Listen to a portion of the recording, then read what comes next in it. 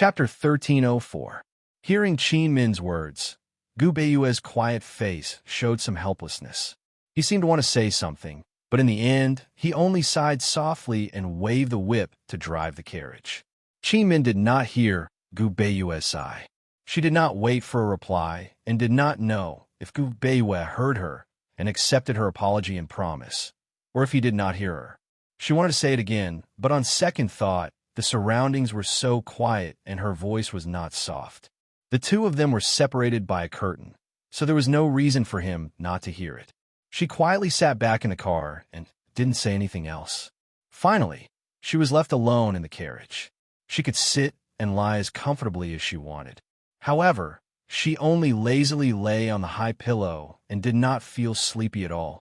She lowered her head and seemed to be in a daze. No one knew what she was thinking. After a long time, she muttered, "There really won't be a next time." She secretly looked out of the window. It was the wilderness outside, and the night was quiet. She secretly lifted a corner of the curtain and saw Gu Beiyue's back view. The carriage was moving very fast. The wind that came from the front raised his sleeves and robes, as well as his long hair. She originally only wanted to take a look and obediently go to sleep. However, the road ahead was long and dark. She stared and stared and stared blankly. How great would it be if this path could go on and on and on and on without end? Gu Beiyue, how long is the longest road in the world? How long do you and I have in this lifetime?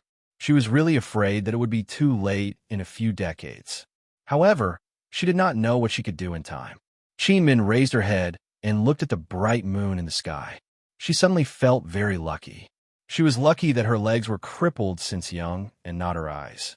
Otherwise, she would have missed out on so many years of moonlight. She had seen countless sceneries, but after meeting Gu Beiyue, she realized that the most beautiful scenery in the world was the moon. It was the eternal, quiet, and gentle bright moon in the sky. Qin Min gently closed the curtain and leaned to the side, sleeping peacefully. The next day, when Qin Min woke up, it was already noon. The carriage drove into the county, and the surroundings were bustling. She raised the curtain and found them in the street. Gu Beiyue asked as he drove, "Miss Qin, did you sleep well last night? You haven't rested yet?" Qin Min asked seriously. She had calculated the distance last night. They would arrive at a village early this morning, and Gu Beiyue would be able to rest. Who would have thought that he would pass through the village and rush to the county? After another sleepless night, how could his body take it? From Yunning to Northernly, he had stayed in Northernly for a few days. Plus, he had been on the road for the past 2 days. He hadn't soaked in medicinal soup for about a month and a half. She didn't know what kind of medicinal soup he used, but no matter what kind of prescription it was, it had to be soaked at least once a month. Soaking in the medicinal soup was not only to nourish the body, but it was also a good opportunity to rest. Both the body and the mind could be relaxed and recuperated. Medicinal therapy was not as good as food therapy, and food therapy was not as good as heart therapy. He wasn't talking about treatment, but about normal recuperation.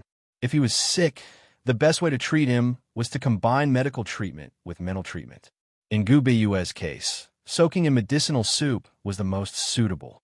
The situation at Medical City is urgent, and we can't afford any delays. You can rest and eat at the inn in front. I'll go prepare some dry food. We won't be able to rest on the way, Gu Beiyue said lightly. No, Qin Min blurted out. It would take at least half a month to get to Medical City from here. Gu Beiyue was shocked and instinctively turned to look at Qin Min. In his memory, she had never spoken so loudly before. "Eldest Miss Qin, is there any inconvenience?" Gu Beiyue asked seriously. Qin Min originally wanted to say that she was soaking in the medicinal soup, but on second thought, Gu Beiyue would definitely find an excuse to refuse if she said that. She said, It's not convenient for me. I have to drink medicine, and that medicine will take at least 6 hours to brew.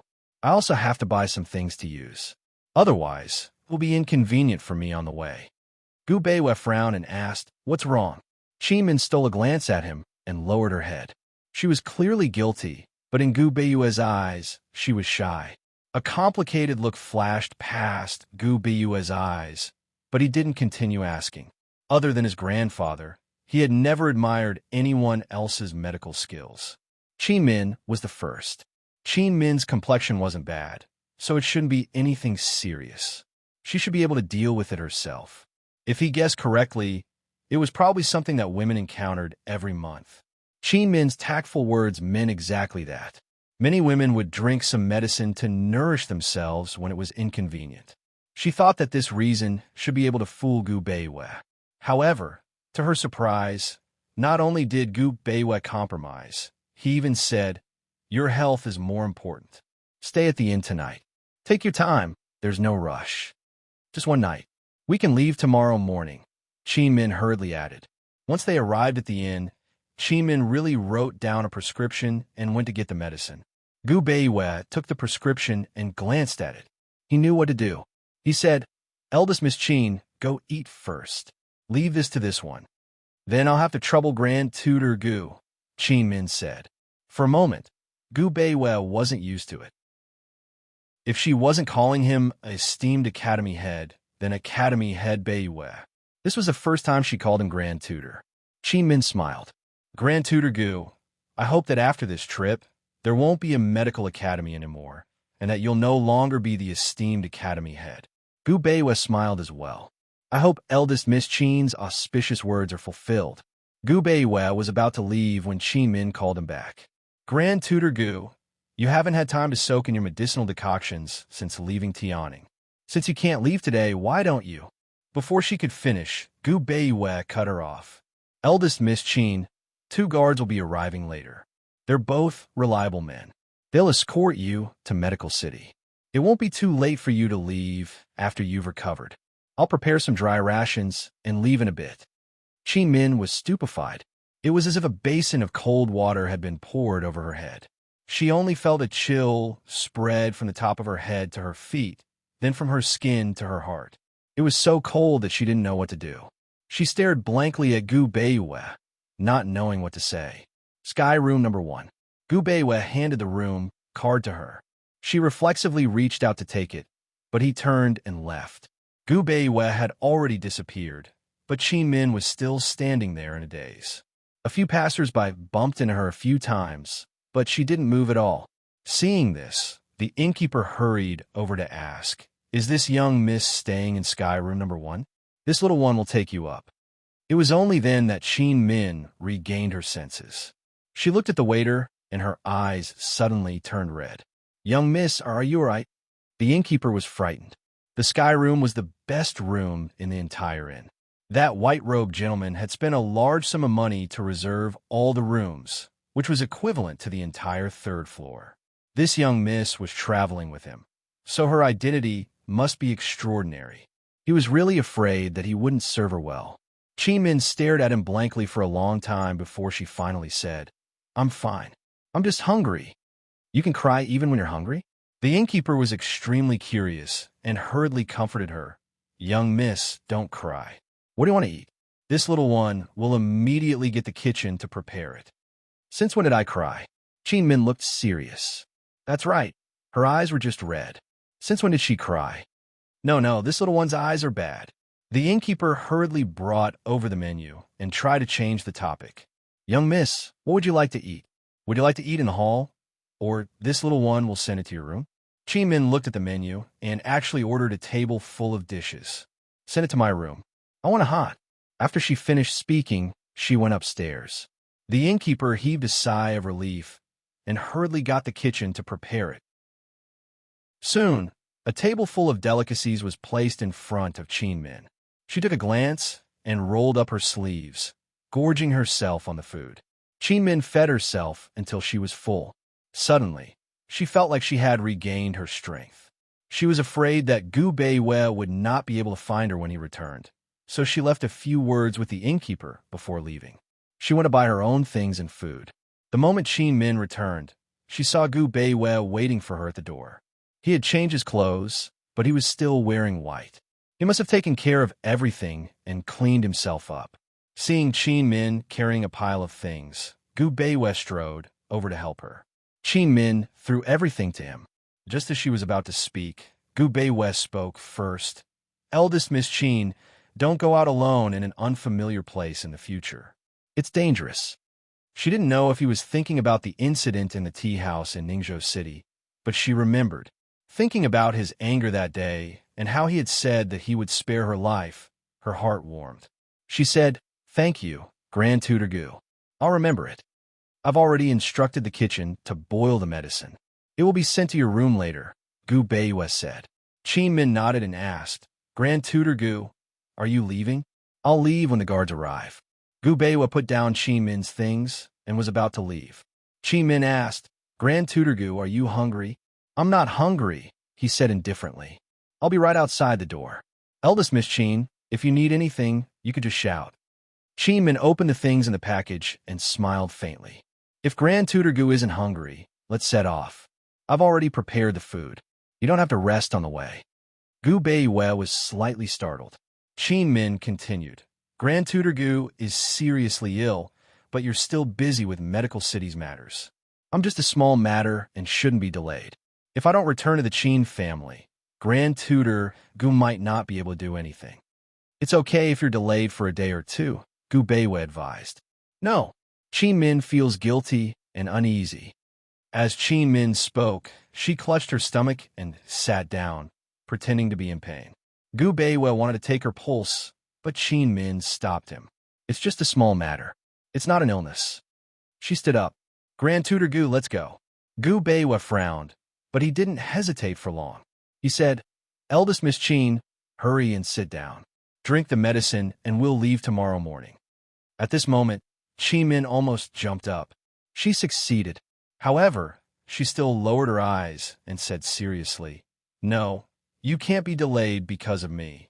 It's fine. Your health is more important." Gu Beiyue comforted her gently. Qin Min still shook her head. No, a hint of helplessness flashed past Gu Beiyue's eyes, but he still smiled faintly and said, "Eldest Miss Qin, it's time for me to soak in the medicinal soup. Today's delay isn't because of you." Qin Min's eyes were full of smiles, but she didn't dare to laugh. She said, "Grand Tutor Gu, can you let me take a look at the prescription?" Gu Beiyue really wrote down the prescription and sent the waiter to get the herbs and boil them into a large tub. He soaked in the steaming medicinal soup and sighed heavily before raising his head and closing his eyes. He really didn't understand Qin Min's intentions at first, but when Qin Min pretended to be in pain and sat down, he understood everything. She was deliberately looking for an opportunity to make him soak in the medicinal soup. Once again, he could not help but ask himself if marrying Qin Min was the only and biggest mistake he had made in his life. Chapter 1305. Gu Beiyue was soaking in the medicinal soup. The soup was not full enough to reach his chest. He was thin but refined. His chest was firm and well-defined. Although he was a pot of medicine, he did not look sickly. Perhaps it had something to do with the fact that he had been practicing martial arts since he was young. His figure, hidden under his white clothes, was unimaginably good. He was originally looking at the ceiling in deep thought, but for some reason, he fell asleep unknowingly. If it were any other time, he would have buried his head in a pile of letters. If he was not busy, he would have stayed up late for another 2 to 4 hours. He would not sleep, nor could he sleep. He clearly did not relax, but the steam from the medicinal soup and the smell of the herbs made his body slowly relax. Gradually, his heart also relaxed. In this familiar temperature and smell, everything seemed to become familiar. He seemed to have returned to the time when he was young and soaked in medicinal soup every day. His body and mind did not regress to that time. Instead, he was like a bystander, watching the child soak in the medicinal soup gradually become a teenager and gradually grow up. His gentle eyes unconsciously revealed a look of pity. He had pitied countless people, but this was the first time he pitied himself. From a bystander's point of view, he pitied himself in the past. What kind of maturity was this? He was immersed in the familiar past until the waiter came in with a warm bowl of medicinal soup. Only then did he wake up. The waiter added hot, medicinal soup into the large bathtub. With an ambiguous expression, he said with a smile, "Young master, who is that lady at the door to you? She has been waiting outside for a long time." Gu Beiwe immediately looked up, but did not say a word. The waiter thought that he had said something wrong and did not dare to ask again. He quickly avoided Gu Beiwe's gaze and continued to pour the medicinal soup. After a while, Gu Beiwe finally opened his mouth and said lightly, "She's my wife." The waiter's ambiguous tone made him have to admit it. Otherwise, how would a lady like Qin Min be thought of if she waited outside? "My eyes are bad. My eyes are bad." The waiter was very surprised and nodded repeatedly. However, he was puzzled. Since these two were husband and wife, why did they have to live in separate rooms? This young master lived in sky room number 2, while that madam lived in sky room number 1. Gu Beiwe saw the waiter's suspicious look and immediately thought of this. He explained, "We had a quarrel yesterday, so she's angry." The waiter laughed and was no longer curious. If it weren't for Gu Beiwe's intelligence and observation, and if it weren't for the waiter's talkative nature, Gu Beiwe wouldn't have to explain so much. When people who were too smart or too deep stayed with people who were too simple, it was destined that the smart ones would be more tired. What else did the waiter think Gu Beiwe would say? But after meeting Gu Beiwe, he didn't say anything. He waited for a while, then turned to leave. However, just as he was about to open the door, he turned back and whispered, "Young master, when you went out just now," Madam cried. Gu Beiwe, who had been silent, suddenly sat up. He frowned and asked seriously, "What happened?" The waiter thought that Madam was crying because of a quarrel, but seeing Gu Beiwe's reaction, he knew that something was wrong. He hurriedly explained, "I don't know either. After you went out, Madam just stood there without moving. She seemed to be bewitched. She didn't move away even after being hit twice." Did you hit her?" Gu Beiwe anxiously interrupted. No, she just hit her shoulder. It's nothing serious," the waiter hurriedly explained. "Then why did she cry?" Gu Beiwe asked seriously. Based on his understanding of Qin Min, although Qin Min was born as the eldest daughter of the Qin family, she wasn't weak and wouldn't cry like this. "I don't know either. I was afraid that she was hurt, so I went over to take a look and saw that Madam was crying. She said that she was hungry, so she ordered a table of dishes. After that, she went out," the waiter answered honestly. Gu Beiwe didn't ask any more questions after the waiter's words. His face was solemn as he silently waved his hand, indicating for the waiter to leave. Qin Min had been standing in the courtyard at the entrance. Seeing the waiter open the door and come out, she wasn't anxious. She waited patiently for the waiter to close the door and come down. Only then did she smile at the waiter and beckon for him to come over. Compared to facing Gu Beiwe, the waiter was more afraid of Qin Min. He couldn't understand how this madam could smile at him so beautifully when she was crying just now. Yes, this madam's smile was much brighter than other people's laughter. The waiter walked over fearfully. "Madam, what can I do for you?" "Is he asleep?" Qin Min asked in a low voice. The waiter shook his head at first, but he quickly shook it again. "What do you mean?" Qin Min became serious. "He was originally asleep, but I woke him up when I went in. But later, he fell asleep again." The waiter could only explain it this way. He was afraid that if he said that the young master wasn't asleep, this madam would order him to do something. However, Qin Min didn't ask anything else, nor did she say anything else. She only wanted to know if he had truly relaxed and rested. She thought that as long as he could sleep, there shouldn't be a problem. Qin Min was happy and rewarded the waiter with an ingot of silver. This made the waiter extremely happy. "Remember to come back later to change the medicinal soup. Don't delay too long, or you'll catch a cold easily," she instructed seriously. Yes, I'm guarding it. I'm also guarding Madam's medicine." Qin Min sensed that something was wrong after the waiter said that. She asked, "Who told you to call me Madam?" This young man had just called her a young lady, but after going in for a while, he had become Madam. "Young master said so," the waiter answered. Qin Min's eyes lit up. She stood up and looked at the waiter thoughtfully. The waiter immediately realized that he seemed to have said something wrong again. He felt guilty. "Madam, the medicine is still simmering on the stove. I'll go take a look." However, Qin Min walked in front of him. Her sweet smile was a little silly. She asked, "He just woke up? I went in to change the medicinal soup, and accidentally woke him up. The waiter could only confess honestly. Did he mention me? Chi Min asked again. The waiter couldn't take it anymore and could only tell the truth. Just now, I was too talkative and said that you were waiting outside.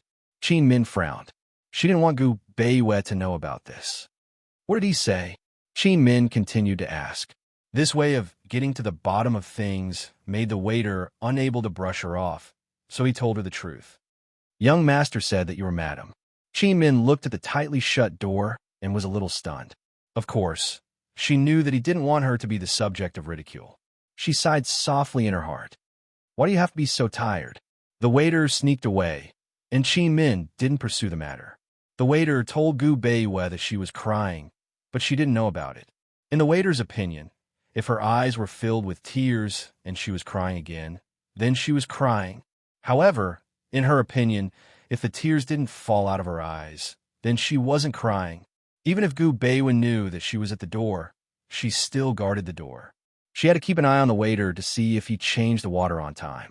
Otherwise, if he caught a cold and caught a cold, then this hard-earned medicinal bath wouldn't be worth it. As she waited, she pondered over Gu Beiyue's prescription. Although she studied medicine, she was familiar with pharmacology. Unfortunately, she couldn't understand this prescription even after looking at it for a long time. The last time she took Gu Beiyue's pulse, she diagnosed that he had an illness that he had since he was young. It affected his lungs and exhausted his heart and kidneys. Based on this prescription, it was indeed a medicine that could cure his illness. However, she couldn't understand the use of several herbs. She hesitated for a long time and finally returned to her room. She secretly made a copy of the prescription and stayed there to slowly ponder over it. Actually, her first thought was to consult Mu Linger or Gu. However, after thinking about it seriously, she dispelled this thought. After all, this was Gu Beiyue's privacy. The only thing she could do was to urge him to take medicinal baths more often. After a while, the waiter brought over a bowl of black medicinal soup. Chi Min didn't want to drink it at first. She didn't really need this medicine. Moreover, most of the time, she didn't like to drink medicine. She preferred acupuncture. The medicine was bitter, and she was afraid. She was about to throw the medicine away, but she seemed to have thought of something. She smiled to herself, as if she was entertaining herself, and drank the bitter medicine in big gulps. Elsewhere, the hot medicine drove away the cold of the night. Chi Min only felt her whole body warming up. She moved a chair over and placed it by Gu Beiyue's door. Holding a lantern, she stepped on it. The waiter happened to bring the hot medicinal soup over and was shocked when he saw this. Madam, shoo! Chi Min stood on the high chair and looked back with a fierce look. If you wake him up, I'll ask you. The waiter walked closer and advised anxiously. Madam, what are you doing? If it falls, our small shop can't afford to pay for it. Chi Min ignored him. She tiptoed and hung the lantern on it. Then, she jumped down nimbly. The waiter looked at the hanging lantern and then looked at Chi Min. It was really unbelievable. He never thought that such a weak woman could actually do a man's work.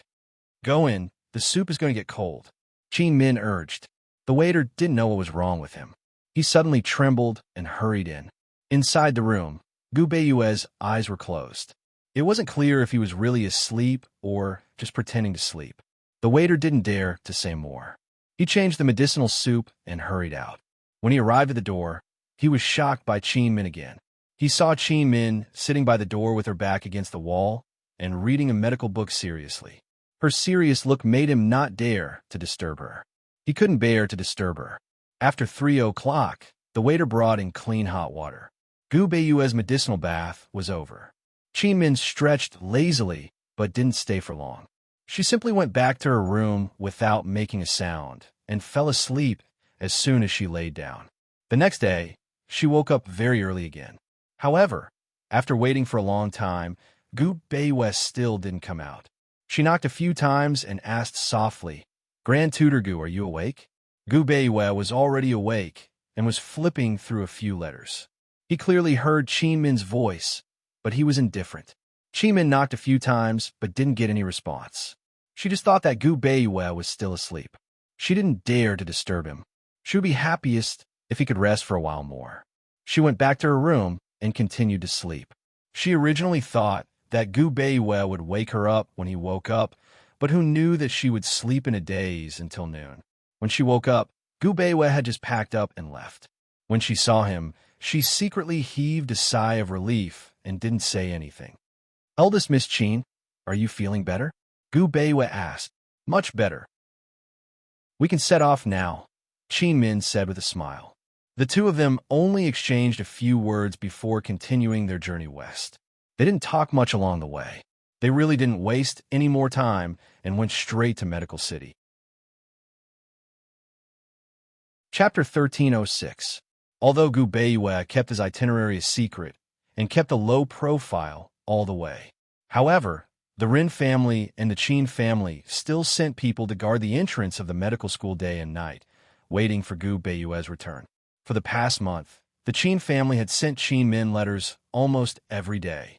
Unfortunately, Qin Min never replied. Late one night, a carriage slowly stopped at the entrance of the medical school. Although the carriage was simple, the person driving it was like a banished immortal that could only be met by chance. Yes, Gu Beiwei had personally driven Qin Min back. They had chosen to arrive late at night to avoid the eyes of the crowd. Unfortunately, Gu Beiwei had sensed many people lurking around when he arrived. He got off the carriage first and took the wheelchair from the back of the horse. Then, he got into the carriage and carried Qin Min. He whispered into the carriage, "There are people around. Be careful." "Understood," Qin Min replied softly. Gu Beiwei reached out his hand. "Miss Qin, sorry for the offense." Qin Min continued to smile. "Thank you, Grand Tutor Gu." Thus, Gu Beiwei carried Qin Min. He supported her back with one hand and her legs with the other. It was a standard princess carry. Qin Min's hands were placed on both sides of her body. It would be a lie to say that she was not reserved. It would be a lie to say that she was not nervous. Her entire body was stiff. Other than herself, Gu Beiwei's feelings were the clearest. Her expression was nervous. She lowered her eyes and frowned slightly. He carried her out of the carriage and stepped on air. It was as if he was walking on air and landed lightly on the ground. He placed her in the wheelchair and inadvertently saw her expression. He immediately looked away. He did not know why, but the corners of his lips curled up into a faint smile. It was faint and faint. She did not know whether it was out of helplessness, mockery, or just pure amusement.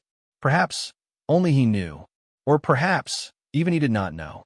To Qin Min, even if Gu Beiwei's lips curled upwards by 3 or 4 degrees, she would not be able to tell. She was too nervous. Being in his embrace, being supported by his hands, and being enveloped by the faint fragrance of herbs on his body, she could no longer care about anything else. Her eyes were empty, and her mind was completely blank. She closed her eyes subconsciously. Many times, when you like someone, the person is clearly in front of you, but you can't help but want to close your eyes and feel his existence. Perhaps it was because what was seen might not be remembered, but what was felt was the most eternal. Gu Beiwei placed Qin Min in the wheelchair and immediately got up. The first thing he did was to take off his cloak and cover Qin Min's legs. He said seriously, "Don't catch a cold and feel pain." Then, he pushed Qin Min into the medical school. Before he even reached his residence, Vice Academy Head Shun came looking for him. "Lord Academy Head, you've finally returned. Is that patient still recuperating?" Gu Beiwei asked seriously. "Yes. It'll be the morning after tomorrow. If he isn't treated soon, he'll lose his life," Vice Academy Head Shun said anxiously. Gu Beiwei walked into the room as he asked, "What's the Qin family's intention now?" However, Vice Academy Head Shun still did not answer when they were already inside. Qin Min was a very careful and intelligent person.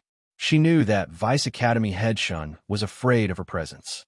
She hurriedly said, "Vice Academy Head Shun, the Qin family is in the wrong right now. My father is in the wrong. What's the situation now? Please speak frankly." Vice Academy Head Shun was not familiar with Qin Min, so he was rather surprised. It had to be said that when Gu Beiwei married Qin Min, everyone in the medical school, including him, felt that Gu Beiwei did not marry Qin Min sincerely. Instead, he had other motives. Vice Academy Head Shun was still somewhat hesitant.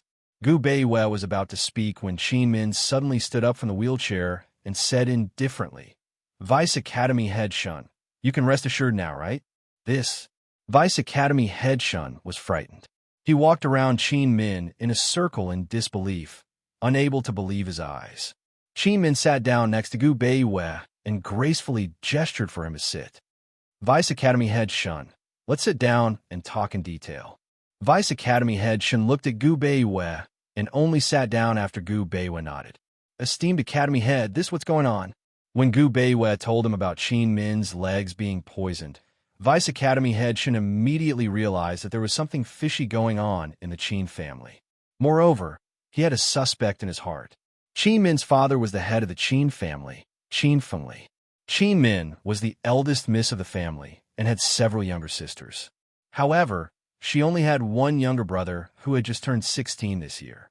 Whether it was his medical skills or qualifications, he was only a third-rank doctor. The most talented person in the Qin family was the eldest miss of the family.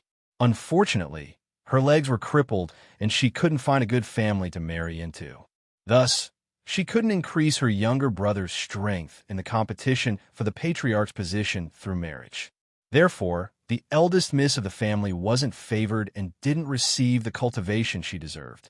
So much so that she had only participated in the examination once, and she was only a third-rank doctor. Qin Fengli knew that her younger sisters were only SOSO, so he didn't cultivate them. On the contrary, he found many good families for his daughters by marriage. In the eyes of the patriarch, no matter how good his daughter's medical skills were, she was still a woman. It was far from being comparable to the power of a family by marriage. The patriarch only had one son, so he spent all his efforts on him. However, his son was young and disappointing. Qin Fengli's younger brother, Qin Min's second uncle, and the second head of the Qin family, Qin Fengxian, had an extremely talented and promising son. He was 26 this year and was ranked as a fifth-rank divine doctor. It was very likely that he would break Han Kongen's record and become the youngest sixth-rank doctor in the history of the medical school. In the fight for the head of the family, medical skills were the most important, but it didn't represent everything. Other than helping his son fight for the head of the family, it wasn't impossible for second Master Qin to harm Qin Min. It could even be said that he was the most suspicious. If there were any other family's internal strife, Vice Head Shun wouldn't pay so much attention to it.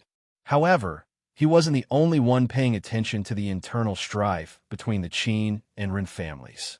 Gu Beiwe had long been aware of it.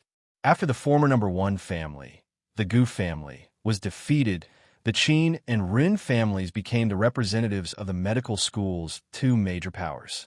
To a large extent, the medical school's decisions were controlled by the Qin and Ren families. Originally, the Ren family's medical skills and connections were superior. However, Gu Beiwe married Qin Min and became the Qin family's son-in-law, so the Qin family could contend with the Ren family. Of course, the Qin family's internal strife didn't have much to do with this matter, so it wasn't convenient for Vice Head Shun to ask about it. This time, it was a battle between the Qin and Ren families, so the eldest miss of the Qin family ought to side with her father. It was best for her to avoid arousing suspicion. Vice Head Shun glanced at the Vice Head Shun. Seeing that the Vice Head still didn't have any intention of speaking, he could only drop the matter. He thought that as long as the Vice Head Shun trusted Qin Min, he could also trust her. Vice Head Shun, Madam, Patriarch Qin still insists on not continuing the treatment. If he still doesn't change his mind the day after tomorrow, this patient will undoubtedly die. To be on the safe side, it's better for the Vice Head Shun to personally step in, Vice Head Shun said seriously. This time, the grievances between the Ren and Qin families were like this. Not long ago, there was an old man over 50 years old. His family was poor and had contracted a strange illness. He had been seeking treatment for a long time. Later, Patriarch Qin heard about this case and sent someone over to take the initiative to treat the old man. Patriarch Qin was a seventh-rank medical sage. Together with Patriarch Ren, they were known as the medical school's three sages, second only to divine Dr. Vice Head Shun and senior Dr. Gu Beiwe. It wasn't that easy to find Patriarch Qin to personally treat a patient. When Patriarch Sheen received the case, he either examined the patient or treated the patient. Only those with authority and rare illnesses caught his eye. At first, the old man was very happy and deeply grateful to Patriarch Sheen. However, who would have thought that after receiving treatment for a month, there would be no effect at all? Instead, his condition would worsen. Just as Patriarch Sheen was about to proceed with the second stage of treatment, the old man suddenly ran away. He actually ran to the gate of the Wren family and knelt down, claiming that he had been cheated by Patriarch Sheen and begging Patriarch Wren to save him. This matter thoroughly angered Patriarch Sheen. Patriarch Wren didn't accept the old man's pleas. While refusing to treat him, he also persuaded the old man to return to the Sheen family. However, Patriarch Sheen said that no one in the Sheen family was allowed to touch this case again, including himself. Patriarch Sheen formulated a 3-month treatment plan for the old man. He used the method of putting him on the brink of death. First, all the lesions would be forced out, and then a thorough treatment would be carried out. This was an extremely risky treatment method. Now that the treatment was halfway through, once the doctor changed, the risk would be very high. Even if Patriarch Sheen was willing to explain the previous treatment in detail to Patriarch Wren, Patriarch Wren wouldn't dare to take over. Patriarch Wren thus accused Patriarch Sheen of depraved medical ethics, treating patients as ants and wantonly trampling on the patient's life. He even questioned Patriarch Sheen's previous treatment plan. Patriarch Sheen was so angry that he pushed the patient to Patriarch Wren. He was even more determined not to accept the patient. No matter who persuaded him, he wouldn't give in. The Wren family and the Sheen family were already turbulent in the dark. This time, when the two patriarchs quarreled, the two families openly opposed each other. This matter caused an uproar and upgraded the appearance of the two families. Large and small forces in the medical city also stood on the same side. Vice President Shun could pretend to be ignorant of the struggle between the two families and the two camps. However, this matter involved the patient's life. Since there was a patient between the two families, Vice President Shun had no choice but to intervene. His subordinates once proposed that the two families should fight. It would be best if the patient was exhausted to death. When the time came, the dean could use this as a reason to punish the two patriarchs and even revoke their medical qualifications. He could even take this opportunity to directly promote the reform of the medical school. He had to admit that this was an excellent idea. Any reform was inevitable without sacrifice. However, Vice President Shun was a doctor with a parental heart, so he couldn't be ruthless. He also knew very well that this young dean was even more unwilling to be ruthless. Therefore, he could only do his best to protect the patient and wait for the dean to return. Vice President Shun presented the case. If the patient had been handed to him from the beginning, he would have been able to cure him. In the current situation, he didn't dare to take the risk. He could only reluctantly protect the patient and prevent his condition from worsening. Gu Beiyue carefully read the case and asked indifferently, "This old man is from the Wren family, right?" Qin Min's lips curled into a faint smile. Vice President Shun was stunned at first, but he quickly came to a realization and fiercely slapped his forehead.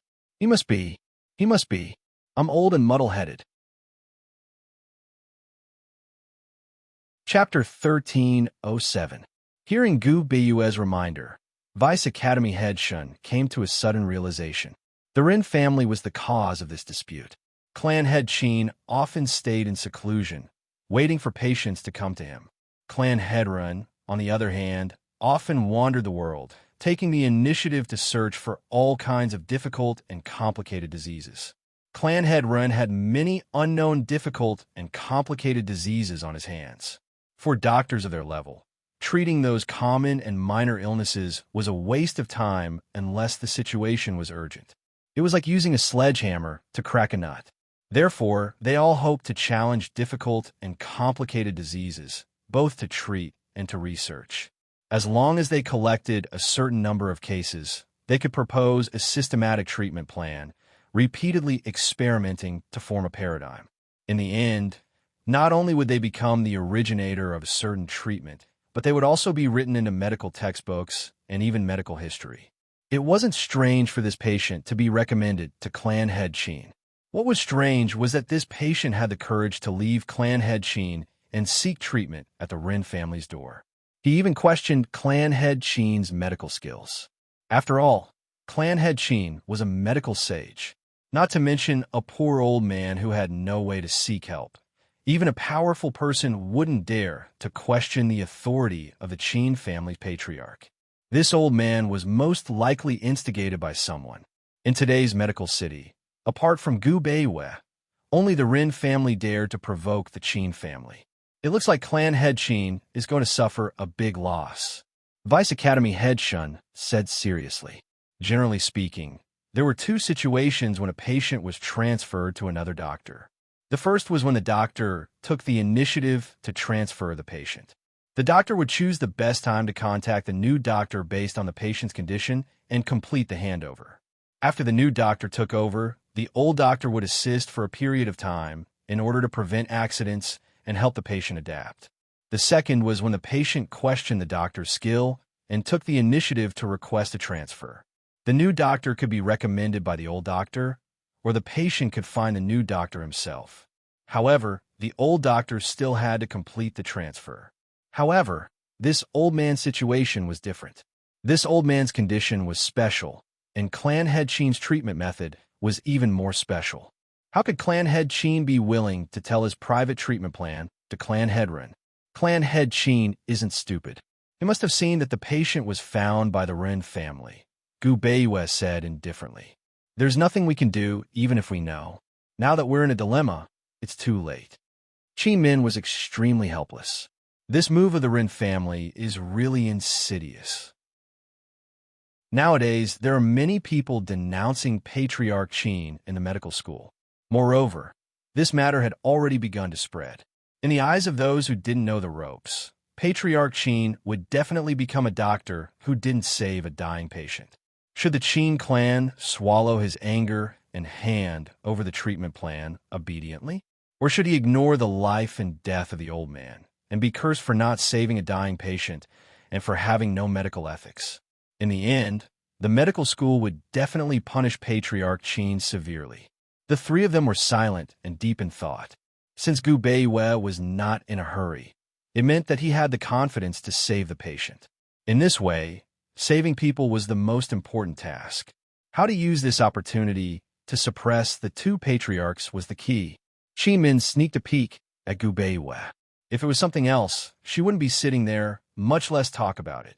However, this matter was related to her and the Qin clan, so she had to sit there and speak up. On the way here, Gu Beiwe hadn't discussed this matter with her, but she was completely certain that Gu Beiwe already knew how to deal with this matter. What was he still hesitating about? Sardine, this matter, what do you think? Vice Academy Head Shun had been in a terrible fix for many days. In the end, he was still anxious. Gu Beiwe ignored him, but Vice Academy Head Shun unexpectedly cast an inquisitive look at Qin Min. Qin Min subconsciously avoided his gaze, not knowing what to do for a moment. She knew that Vice Academy Head Shun was inquiring about Gu Beiwe's thoughts. She had been by Gu Beiwe's side for so long, but this was the first time she had encountered such a situation. Qin Min had an indescribable feeling that made her want to laugh.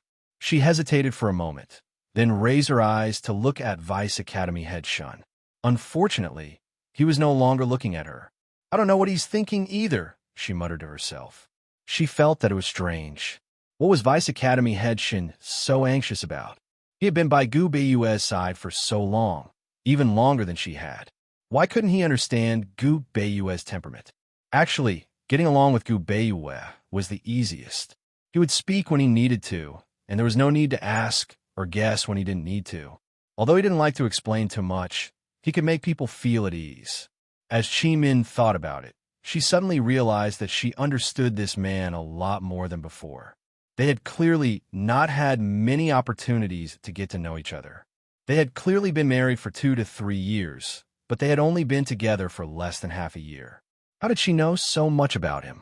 Qi Min unconsciously drifted off, but Gu Beiwe suddenly opened his mouth. Madam, Qin Min heard his voice, but she was still in a daze. She hadn't come back to her senses, so she didn't realize that Gu Beiyue was calling her. The way he called her Madame sounded so unfamiliar, as if he was calling someone else. However, when it came from someone else, it sounded so familiar. She knew it was her the moment she heard it. Madam! Gu Beiyue turned to look at Qin Min and called her again.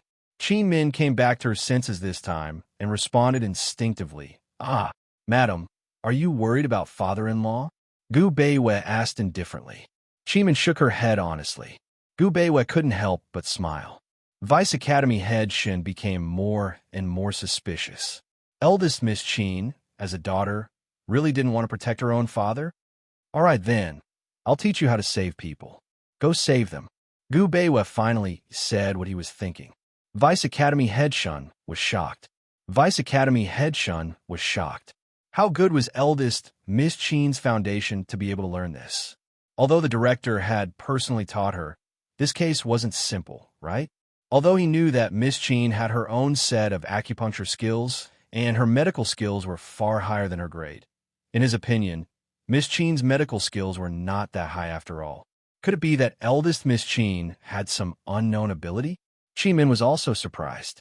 However, she didn't expect Gu Beiyue to hesitate for so long before making this decision. Why was he hesitating? Did he not trust her? Was he afraid that she would side with the Qin family in this dispute? She glanced at him and replied indifferently. All right. Qin Min was still waiting for Gu Beiyue to continue, but Gu Beiyue said indifferently, Madam, it's getting late. You should rest first. Qin Min's eyes widened. She was clearly very surprised. Was this guy trying to drive her away? After she discovered that her legs had been poisoned, he'd told her to leave Medical City and go to Yuning. He'd said that he would find an opportunity to reform the Great Qin Empire's medical industry with Medicine City. He'd also said that he hoped for her participation and would take the opportunity to help her find the person who'd poisoned her legs. He'd promised her the right to participate, but now... Why had he trusted her in the beginning, but now he was doubting her? In the past 2 to 3 years, other than the fake pregnancy incident, she hadn't done anything wrong. Qin Min had a backbone. Since Gu Beiyue had chased her away, she naturally left. When she entered the room, all her emotions surged up. However, there was nowhere for her to vent her anger. She was so aggrieved that all her organs hurt. In the end, she vented all her anger on the quilt and punched it again and again. Gu Beiyue, don't you know what kind of person I, Qin Min, am? Why are you suddenly so guarded against me? Is there a point? As soon as she said this, she was suddenly stunned. After a while, she muttered to herself, Gu Beiyue, how do you know what kind of person I am? How do you know? The night passed just like that. Qin Min didn't ask about the Run and Qin family matters anymore. The next afternoon, Gu Beiyue called her to the study and personally taught her the treatment method. Qin Min didn't say a word the entire time and just listened quietly. Her silence only made Gu Beiyue open his mouth to ask her if she'd understood. Did she have any questions to ask? Qin Min kept shaking her head until Gu Beiyue finished. She followed Gu Beiyue's instructions and explained all the medical and pharmacological principles she knew. She also simulated the acupuncture method. Although Gu Beiyue knew Qin Min's ability, he was still shocked by her super high learning ability and comprehension ability. In the end, he couldn't help but say, Miss Qin, it's really a pity. What was a pity? A pity that such a high talent didn't receive training and didn't become famous in Medical City and the world at a young age? Or a pity that she married him? Qin Min subconsciously shook her head and didn't want to think too much about it. She hated the state of being worried about gains and losses and being paranoid. If you don't ask for anything, you won't have to worry about anything, right? Qin Min didn't ask and didn't think too deeply about it.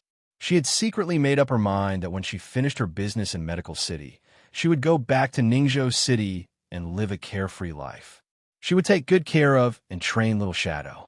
Gu Beiyue, I like you, but I don't have to have you. She turned back and smiled at Gu Beiyue. It's not a pity. I'm living a carefree life. Unlike you, who carry lives on your shoulders every day and carry a lot of things that you can't talk about. Qi Min turned around and walked away gracefully, leaving Gu Beiyue with a beautiful figure. Gu Beiyue couldn't help but give a start. Suddenly, he felt a sense of familiarity, as if he'd returned to that moonlit night in Yuning. This woman had turned around just like that, her footsteps free and light. Yesterday, he pretended to think about it and deliberately asked her to leave. He wanted to break her heart. He would rather be the bad guy and make her resent him than make her think about him all the time. He clearly saw the hurt in her eyes last night, but it had only been one night. How could she smile at him like this and answer such a question? Qi Min, what kind of person are you? This was the first time Gu Beiyue thought about this question, but he didn't delve into it. In the afternoon, a group of young doctors from Medical City gathered at the Qin residence's gate to protest and denounce Master Qin. They demanded that Master Qin immediately save people, or they would leave Medical City forever. Gu Beiyue was discussing with Vice Academy head Shun about letting Qin Min save people. As soon as this matter came out, Gu Beiyue asked Qi Min to go to the Qin residence in place of her father to save people and quell public anger. Qi Min didn't know why Gu Beiyue did this or what his next plan was. She just did as she was told. Qi Min waited for less than an hour before Xiao Yao rushed back.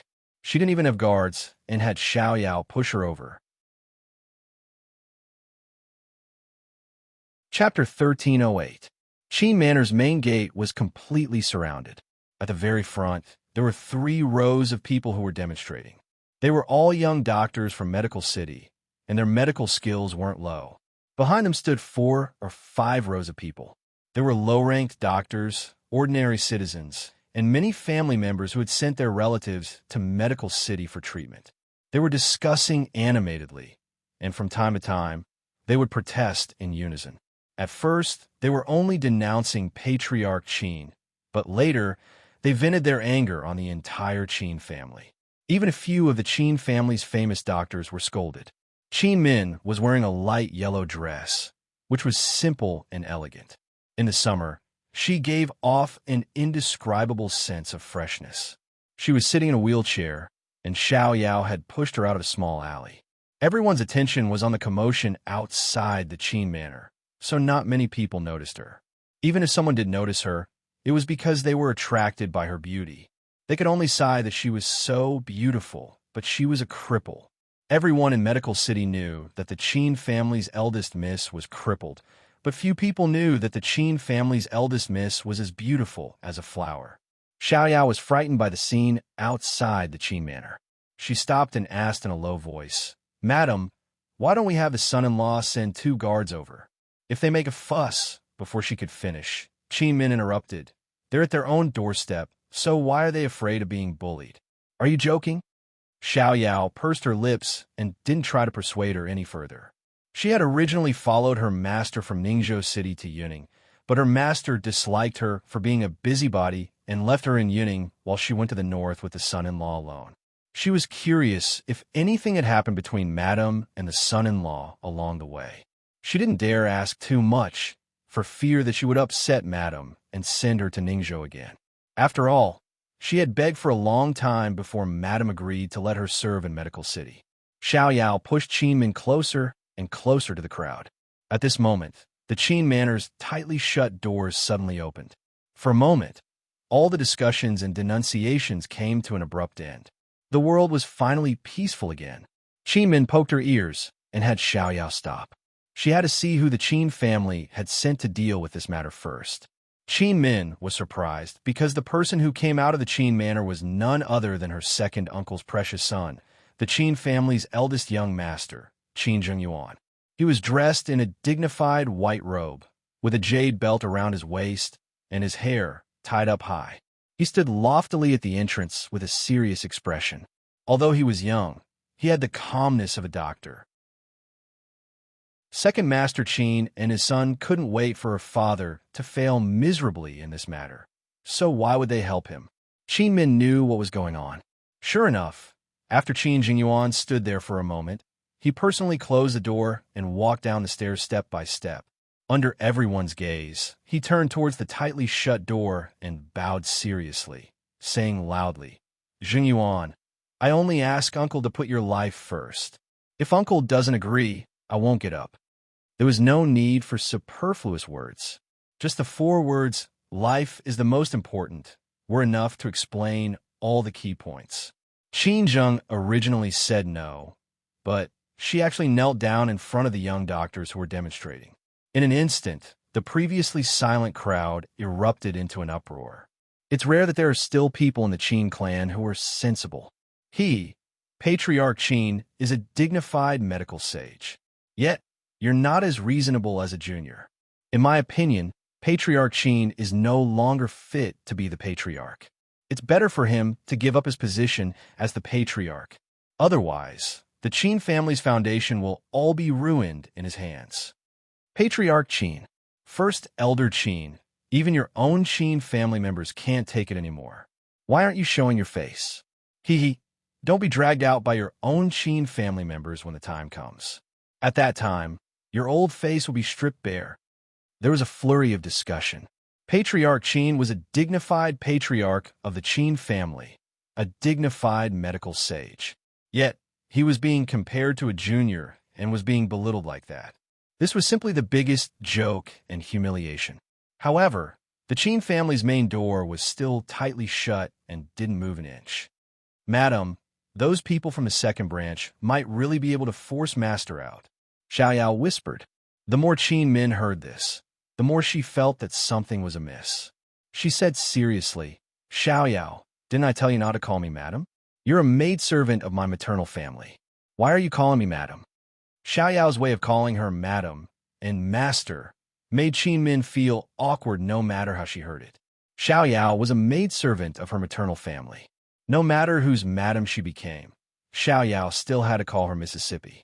She really didn't understand why Xiaoyao was so used to calling her madam after calling her miss for more than 10 years. Madam, what time is it now? Are you still fussing about this? Xiaoyao asked anxiously. Qin Min turned back and glared at her.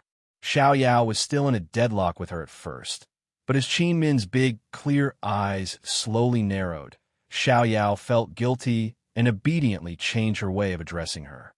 Miss, what time is it now? Let's not be fussy about this, all right? Qin Min was finally satisfied and said, Push me over. Although Qin Zheng was originally the most highly skilled in medicine among the younger generation of the Qin family, Qin Min had never taken her seriously. Xiaoyao continued to push Qin Min forward, but Qin Min was helpless and said softly, Xiaoyao, we're here to put on a show. Can't you shout a few times? Xiaoyao was still gloomy about the 2 forms of address and only recovered at this moment. Okay. As soon as she finished speaking, she suddenly shouted, Ah! This loud voice not only frightened Qin Min, but also caused the small 100 people in front to turn their heads in unison in shock. When Xiaoyao saw that everyone had turned their heads, she pushed the wheelchair and ran forward like a mad woman. Move aside, move aside, move aside quickly. If you bump into someone, you won't be compensated. Move aside quickly. This is a matter of life and death. Hurry and make way. If you bump into someone and lose your life, you'll have to bear the consequences. Quick, quick, quick. If you don't move aside, it'll be too late to save someone. A life for a life. Not to mention a crowd. Even Qin Min herself was dumbfounded by Peony's words. What was she shouting about? Perhaps it was because Xiaoyao's shouting was effective or because the speed at which she was pushing the wheelchair was too frightening, but the crowd was very self-aware and quickly opened a path for the master and servant pair. They went straight to the main entrance of the Qin family. Even Qin Zheng, who had just left the harsh words of kneeling and not getting up, got up early and fled. When the wheelchair came to an abrupt stop, Qin Min almost flew out. Fortunately, she had the foresight to grab the armrest tightly with both hands. As soon as the wheelchair stopped, everyone around looked at Qin Min. Qin Min also swept her gaze over them, feeling extremely gloomy. It was clearly Xiaoyao who shouted, so why were these people staring at her, as if she was a monster? In the silence, Qin Zheng suddenly exclaimed, Qin Min. As soon as she said this, those who recognized Qin Min in the crowd all spoke up. Isn't this the Qin family's eldest miss, Qin Min? This is the dean's wife, right? Why? When did the dean's wife come back? Those who didn't recognize Cheeman all felt that it was a pity. They didn't expect the most famous cripple in Medical City to be so beautiful. However, as they discussed, everyone wanted to know why Cheeman appeared here at this time. Was she here on behalf of her father or her husband? Those who could come here to protest were not friends of the Cheen family and had always been hostile toward them. Cheeman had the title of the dean's wife, so everyone was more or less afraid of her and was much more polite. However, politeness didn't mean kindness. Her identity as the dean's wife became the key to everyone's difficulties. As a result, many people gathered around. Dean's wife, did you specially come back to persuade your father? Dean's wife, this is a matter of life and death. Will the dean personally appear? Dean's wife, your father is the head of the family and the dean's father-in-law. If he insists on doing things his own way, he's going to embarrass our medical school. Hurry up and persuade him. These words were still considered reserved. There were even people who chuckled and asked, Dean's wife, you're in charge of the Cheen family now, right? You have to quickly make a decision on this matter. Cheen Zheng didn't expect Cheen Min to come, so he didn't dare to remain silent. He walked over and called out, Sister, you're finally back. Hurry up and persuade Uncle. Uncle listens to you the most. At this time, the Ren family members who were hiding in the crowd were waiting to watch a good show. So what if Cheen Min could persuade Patriarch Cheen? Now that things had escalated to this point, Patriarch Cheen's reputation had long been ruined. Their goal had also been achieved. Moreover, when their master found and bribed that old man, he had already made it clear that even if Patriarch Cheen tried to save him now, it would definitely be too late. The Cheen family would definitely have to bear this life. As long as the Cheen family had this stain, so what if the Cheen family was the dean's wife's family? The Cheen family would never be able to make comeback. Cheen Zheng originally had Cheen Zheng's sinister intentions, and the Rin family had their own schemes. Cheen Min could see through them, so she couldn't be bothered with anyone. She was only here to do what Gu Beiwei had instructed her to do. She would leave the rest to Gu Beiwei. She opened her mouth and said exactly what Gu Beiwei had instructed her to say. She didn't add in any of her own opinions. She said, Everyone, let's go back. If my father doesn't save him, I will. If he can't be saved, it won't be too late for you to come knocking on my door. The moment she said this, everyone was shocked. Many people thought that they had heard wrongly and started discussing in low voices. What did she say? She wants to save him? What a joke. Even Vice Principal Shun doesn't dare to easily take over. She wants to take over? Haha, this is treating human life like grass. Everyone's discussion was still soft, but Cheen Zheng suddenly said loudly, Sister, what kind of joke are you making? This time, everyone began to shout loudly. Dean's wife, the appointment is a matter of life and death. It's not child's play. What right do you have to save him? Come knocking if he can't be saved? Then it'll be too late. This is simply treating life as child's play. So the Cheen family's people are all like this. Cheen Min's words angered everyone, and those from the Ren family who were hiding in the crowd were also very surprised. They couldn't keep their cool anymore. Just as they were about to speak, a woman walked out of the crowd and said loudly, Dean's wife, I can save this person too. Please give this opportunity to me. This woman was none other than the Rin family's fourth young mistress, Rin Yulan. Chapter 1309. Fourth Young Mistress Rin? Everyone present was surprised once again, including the people from the Rin family. What's wrong with fourth young mistress? Did Master send her here? Could she really save him? Hurry, hurry. I'll keep an eye on her. You two should hurry back and tell Master. The members of the Rin family were confused and anxious. Chi Min stared at fourth young mistress Run in astonishment. Of course, Chi Min knew that fourth young mistress Run was the most beautiful doctor in Medical City. Not only was she good-looking, but she was also very skilled in medicine. Fourth young mistress Run was already quite famous. In the last medical competition, fourth young mistress Ren helped Gu Beiwei save people and became an honorary director of the medical school. Although she wasn't a director who was strictly recommended, she was still a special case that could be recorded in the medical school's history. After that, everyone knew that fourth young mistress Run was Gu Bu's confidant. There were even rumors in Medical City that fourth young Mistress Run was very likely to become the mistress of the medical school and the wife of the dean. At that time, the Ren family became the #1 family in Medical City because of fourth young Mistress Ren's fame after the Gu family fell. However, Gu Beiwei chose her in the end. As for her marriage with Gu Beiwei, many people speculated that Gu Beiwei was suppressing the Ren family.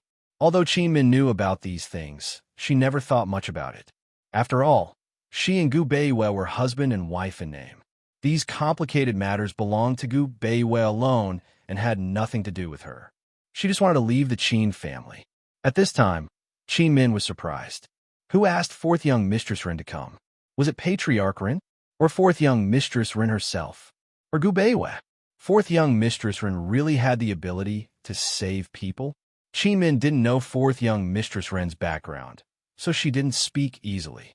She only prayed in her heart that it wasn't Gu Beiwei who asked fourth young Mistress Ren to come. Qin Min didn't speak, so fourth young Mistress Ren said, "Madam Dean, my Ren family is also at fault. I'm here to save people and also to make up for my mistakes. Please help me."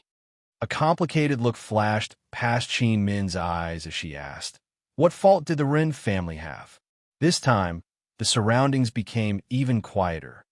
"My father shouldn't have rejected that old man's request to seek treatment from the Ren family." Someone from the Ren family couldn't help but interrupt fourth young Mistress Ren. "Fourth young mistress, how is old master going to take over Patriarch Qin's treatment halfway?" Even Vice Academy head Shun didn't dare to take over. No wonder master refused.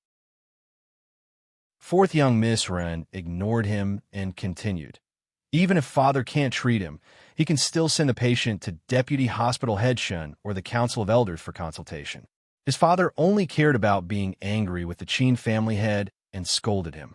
He didn't pay attention to him and didn't even let him in. He made the old man kneel at the gate for an entire day. If this wasn't wrong, then what was? What's the difference between this and not saving a life? As soon as fourth young Mistress Ren said this, the crowd fell silent. Everyone looked at each other in surprise.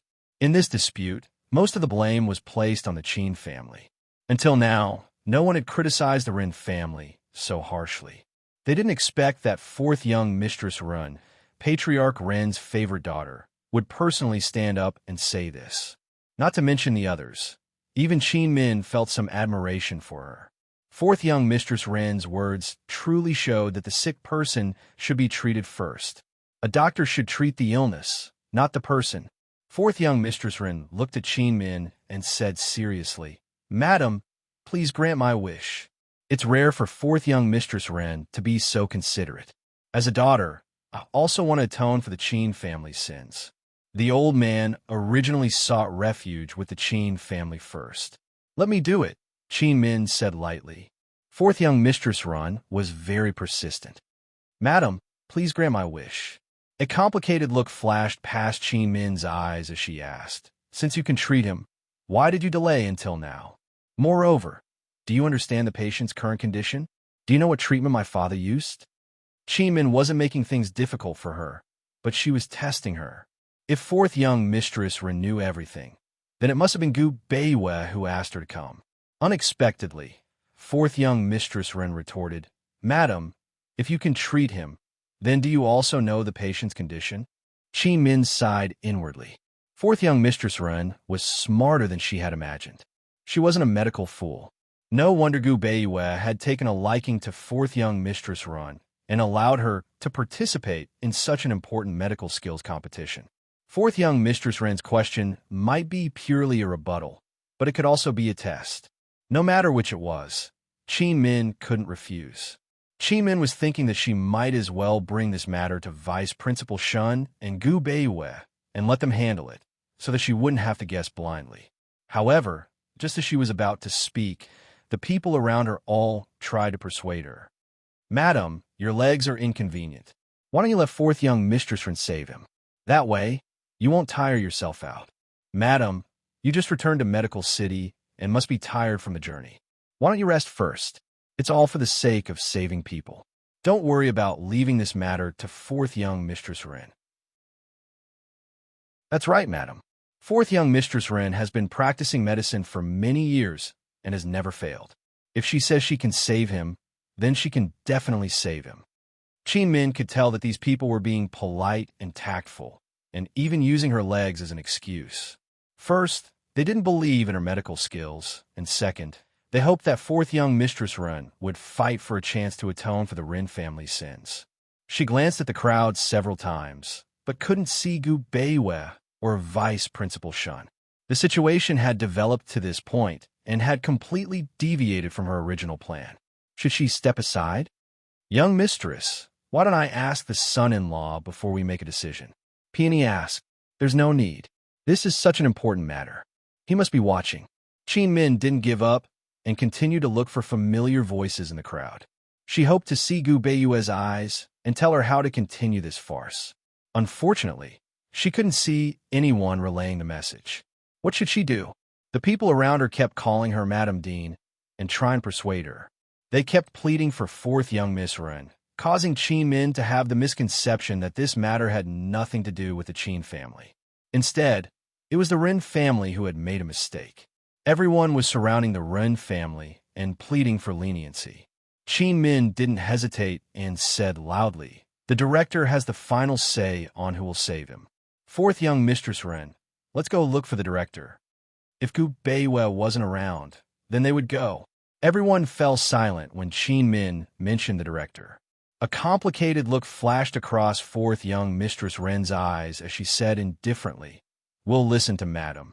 Qin Min and fourth young Mistress Ren went to the medical school with countless people following them. When Qin Min saw Gu Beiwei, she immediately shot him a look, asking if he was the one who had arranged for fourth young Mistress Ren to go. However, Gu Beiwei didn't respond. Qin Min was originally just puzzled, but Gu Beiyue's reaction angered her. Fourth young Mistress Ren repeated what she had just said and begged Gu Beiwei to give the Ren family a chance. Qin Min, on the other hand, remained silent and didn't say a word. Everyone looked at Gu Beiwei, waiting for him to make a decision. Only Qin Min lowered her head, her emotions unreadable. In the silence, Gu Beiwei didn't hesitate for long. He said indifferently, "Saving a life is more important than atonement. The person with a high rank can go with Vice Head Shin." The person with a high rank was naturally fourth young Mistress Ren. Fourth young Mistress Ren glanced at Gu Beiwei. This glance contained many days and nights of longing and longing. However, all of these feelings were just a glance at her. "Thank you, Madam Director." She bowed and shifted her gaze away in the time it took for her to finish her sentence. Everyone looked at Qin Min, who still had her head lowered and didn't say a word. Qin Zheng, who was originally standing beside Qin Min, lamented in a strange tone, "Sister, I thought brother-in-law would be biased towards you." Sigh. The patient was in the small room at the back door. Everyone was waiting for news from fourth young Mistress Ren. However, not long after, fourth young Mistress Ren suddenly rushed out with her hands full of blood. "Sardine, quick! The patient committed suicide." For a moment, everyone was dumbfounded, including Gu Beiwei. However, Qin Min immediately raised her head and had Xiao Yao push her over.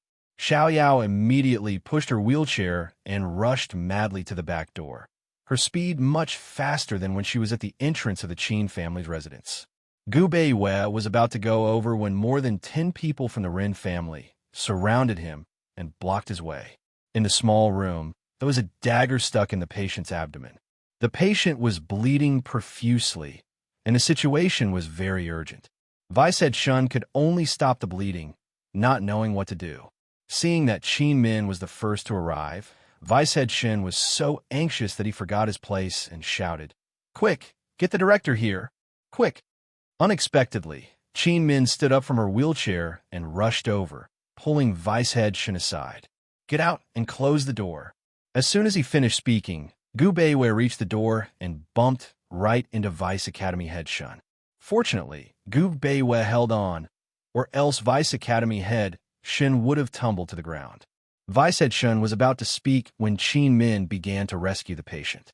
Xiao Yao shamelessly helped her and arranged all the needles Qin Min needed in order. Qin Min also used a method of searching for acupoints. It was similar to Han Yunxi's acupuncture technique, but also different. Han Yunxi detoxified the poison, while Qin Min treated the patient. Not only was Vice Head Shin stunned, but Gu Beiyue was also stunned. Not to mention Qin Min's acupuncture technique. Just the effect alone was enough to stop the bleeding. After Qin Min stopped the bleeding, she circled around to the front and began to perform acupuncture on the old man's forehead and shoulders. Her speed was extremely fast, and Vice Head Shin felt as if fireworks were swirling around him. Gu Beiyue watched without blinking. He could tell at a glance that Qin Min's treatment method hadn't been taught by him. In the old man's condition, his previous treatment method wasn't safe. As for whether Qin Min's treatment method was safe and effective, he could only wait and see.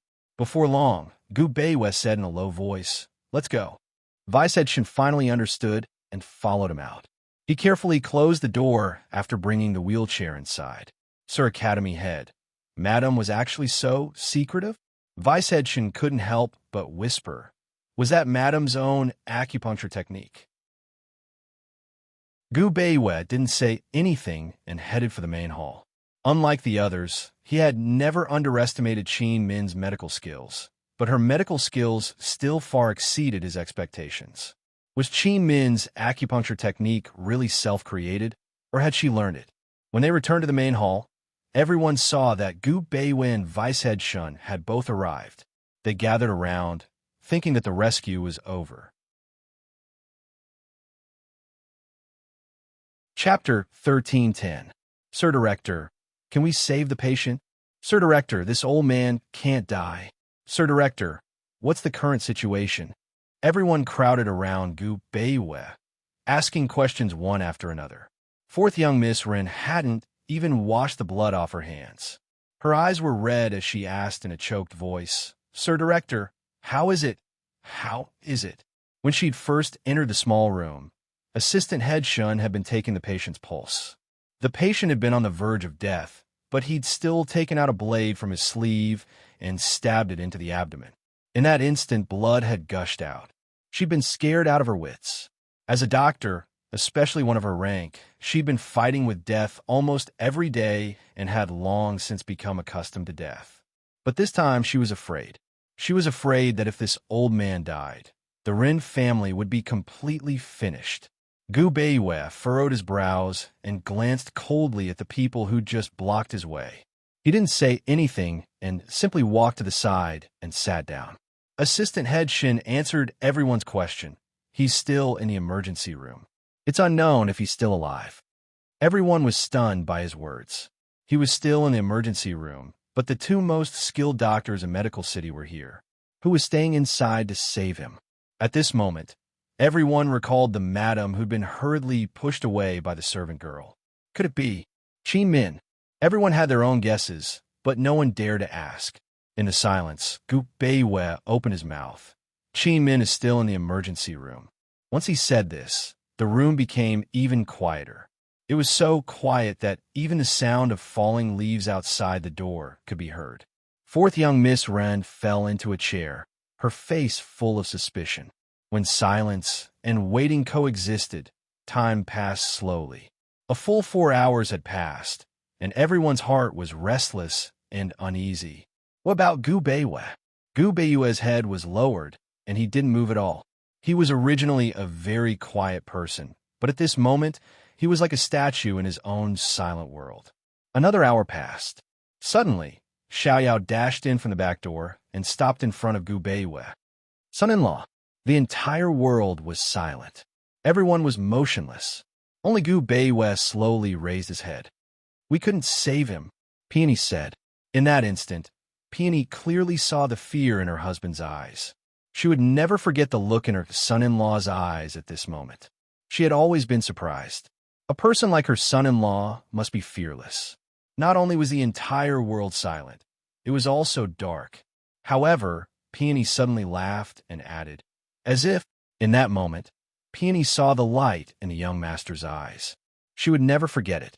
This was the first time she knew that a person's eyes could really emit light. "Xiaoyao, what was going on?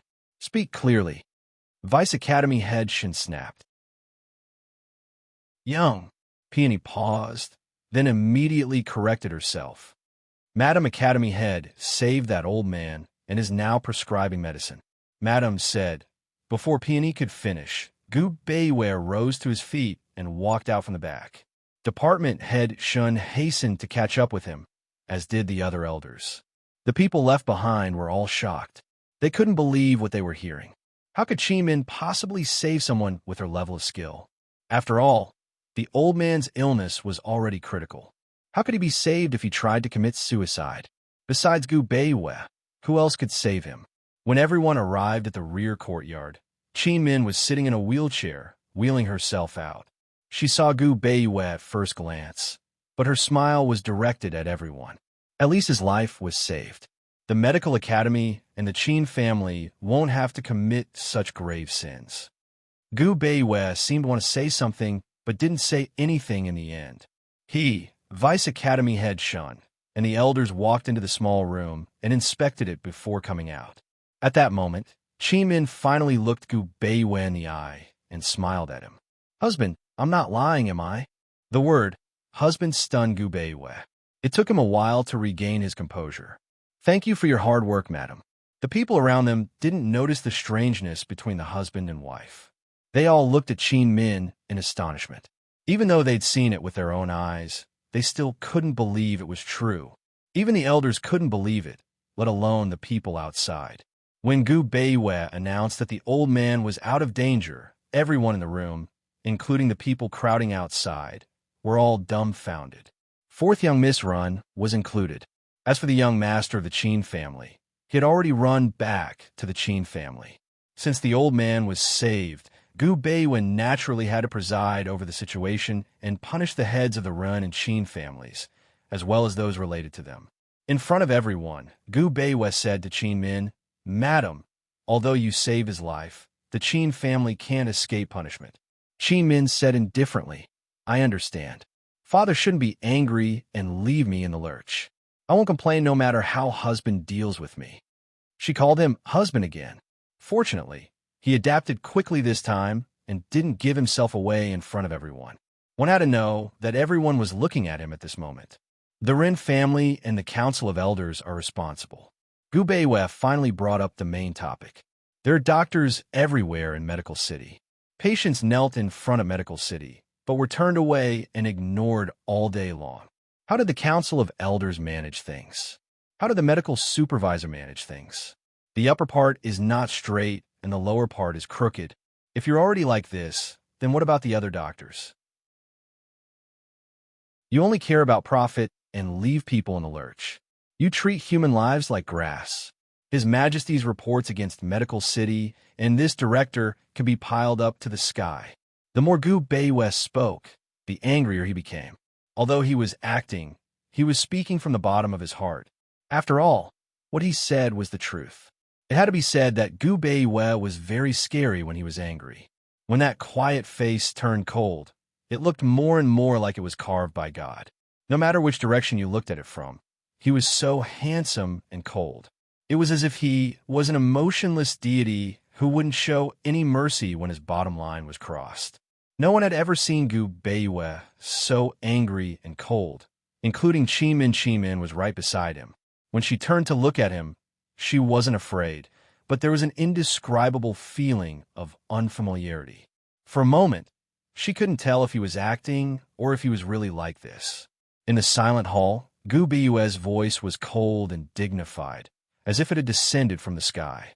He said, "Vice Academy Head Shun, from today onwards, Ren and Qin are stripped of their medical sage rank and demoted to medical slaves. All practitioners will be demoted by 1 rank. As for the Council of Elders, it will be discussed." After Gu Beiwei finished speaking, he immediately got up and left. Qi Min didn't say much and had Xiaoyao push her back to her room. Once the two of them were far away, the crowd broke into an uproar and left one after another. Smart people could hear Gu Beiwei's best words. There was going to be a great upheaval in Medical City. Fourth young Miss Run was the last to leave. She didn't go back to the Run residence, but went in the opposite direction. She went to a small clinic hidden in an alley. This was where Gu Beiwei secretly taught in the past. She was one of the few students he valued. If she really wanted to call him master, she should be calling him master. However, he didn't allow her to call him master, nor did he allow the other apprentices to call him master. Before, everyone called him Dr. Gu, but now they called him director. His former classmates were scattered all over Medical City and the Great Qin Empire. However, this small clinic hadn't been abandoned. She imitated him and secretly taught here. She took in people who were talented and kind, but couldn't enter medical school for various reasons. There are no classes today, so this place was empty. Fourth young Miss Ren sat down in her old seat. She didn't know why, but tears streamed down her face. When she heard that he went to the Qin family as a matchmaker, she didn't even cry so miserably on the day of his wedding. She could hold it in, but today she couldn't hold it in at all. She knew that she was wrong, very wrong. She had long known that he wanted to reform Medical City. She also knew that he wanted to suppress the Run and Qin families. She had even participated in his reform plan, initiating some changes in the field of obstetrics and gynecology. However, she couldn't bring herself to harden her heart for today's matter. She had long known that her father had bribed that patient. The whole thing had been planned by her father in order to destroy the Qin family head, implicate Qin Min, and benefit Second Master Qin. Her father had already studied several cases of that patient's strange illness and had detailed medical records and treatment methods. There were many treatments for that strange illness, but the first course of treatment was the same.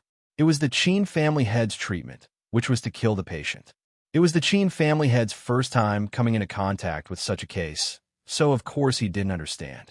However, her father knew very well that he was in control of the situation. After learning the truth, she had struggled several times, wanted to tell Gu Beiyue and Deputy Shun. However, in the end, she couldn't get over herself. She couldn't betray her father, so she could only persuade him. When she realized that she couldn't persuade him, she went to steal. She stole her father's medical records to learn the treatment. When she heard that Qin Min could cure the old man, she panicked and stood up without thinking, wanting to steal this opportunity. She didn't want to make things difficult for Qin Min, but she could guess that everything Qin Min had said and done was arranged by Gu Beiyue. She knew that he was going to take action and use this opportunity to get rid of her father. She was so panicked that she lost all reason. She only wanted to do her best to redeem herself and atone for her sins before being sentenced. While fourth young Miss Run was immersed in her own remorse, a long blade suddenly flew in from outside and landed at her feet. Fourth young Miss Run recognized it at a glance. It was the same blade that the old man had used to commit suicide. She subconsciously looked up and saw Gu Beiyue walking in with a cold expression. At this moment, fourth young Miss Rin couldn't stop the tears that she had tried so hard to stop. Gu Beiyue stopped at a distance and looked at fourth young Miss Rin coldly. He was indeed very surprised when fourth young Miss Rin appeared at the Qin family's gate. However, he immediately determined that fourth young Miss Rin knew the truth behind the Rin family head scheme. He didn't give Qin Min any warning because he wanted her to bring this matter to him and Deputy Shun. He had chosen fourth young Miss Rin based on her rank because he wanted to obtain sufficient evidence to prove that the Rin family could cure the old man's illness. He wanted to pretend to be innocent and shift all responsibility to the Qin family. Chapter 1311. No one had expected that the old man would choose to commit suicide. Now that Gu Beiyue didn't have enough evidence to prove the Run family's conspiracy, his punishment of the Run and Qin families was unfair to the Rin family. If he guessed correctly, the Rin family was already making their move.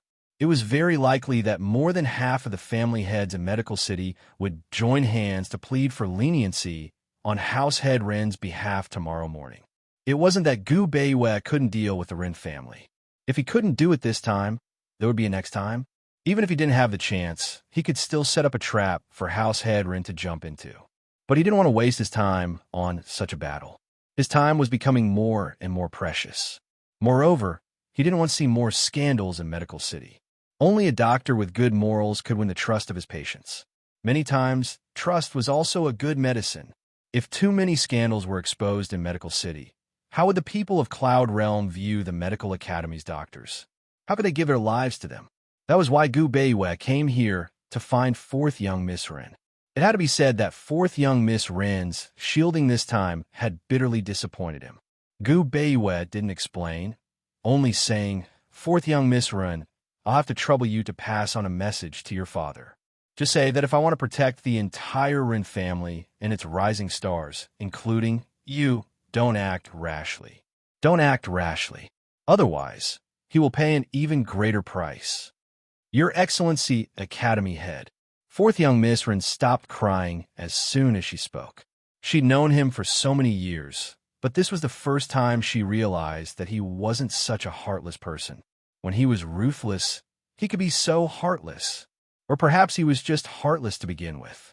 Their past friendship, gratitude, and even politeness were all gone now. I hope you can pass on my message.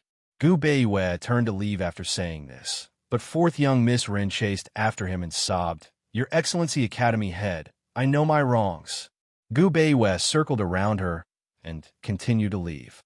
Anxious, fourth young Miss Ren grabbed his arm and said, "Your Excellency Academy Head, I'll definitely pass on your message. I only have one question for you. How long have you known Qin Min?" He had always thought that she, like most people, thought that he had married the crippled Qin Min in order to support the Qin family and fight against the Ren family.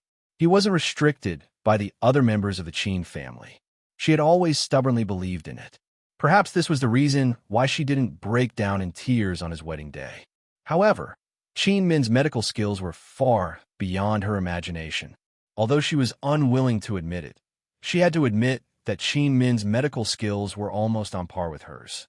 Why was Qin Min so secretive? Did he already know about Qin Min's true capabilities? How long had they known each other? Perhaps all the questions could be summed up in one thing. Did he really want to marry Qin Min? Gu Beiwei did not turn around and only said, "Fourth Miss Ren, it is improper for men and women to touch each other. Your question is a private matter, so it's inconvenient for me to answer. Please forgive me." He was still polite and courteous, but fourth young Mistress Ren felt extremely distant. She would rather have him lose his temper, be impatient, or reprimand her than to feel so distant. She felt so uncomfortable that her entire heart felt stifled, and she slowly let go of his hand. When Gu Beiwei returned to the medical school, Qin Min was hiding in the study and reading medical books. In less than 2 hours, the news of Qin Min's superb medical skills and her secretive abilities had spread throughout the entire medical city. The Qin family, as well as the madams and young ladies of the aristocratic families who were on good terms with the Qin family, all flocked to visit her. There were even many students from the medical school who wanted to see her, saying that they wanted to consult her. She, who had always disliked crowds, was scared out of her wits, so she hid in Gu Beiwei's study and let Xiao Yao deal with the crowd outside. Gu Beiwei also saw the crowd, so he quietly took a detour and returned to the courtyard from the back door. As soon as he entered the study, he saw her sitting on his spacious chair with her legs crossed, flipping through the medical books. When she saw him enter, she was stunned for a moment, then immediately put her legs down and sat upright. His gaze moved down and saw that her feet were still on her embroidered shoes. She didn't have time to put them on properly. She knew that it would be too late and thought that he wouldn't notice, but who knew that he would actually look down? She wanted to pretend that she didn't notice anything, but he just stared blankly. She was embarrassed, and her legs subconsciously shrank back. Only then did he realize her embarrassment and hurriedly looked away. "Sorry, I didn't know you were here. My apologies." After he finished speaking, he immediately left. She couldn't wait to find a hole to hide in.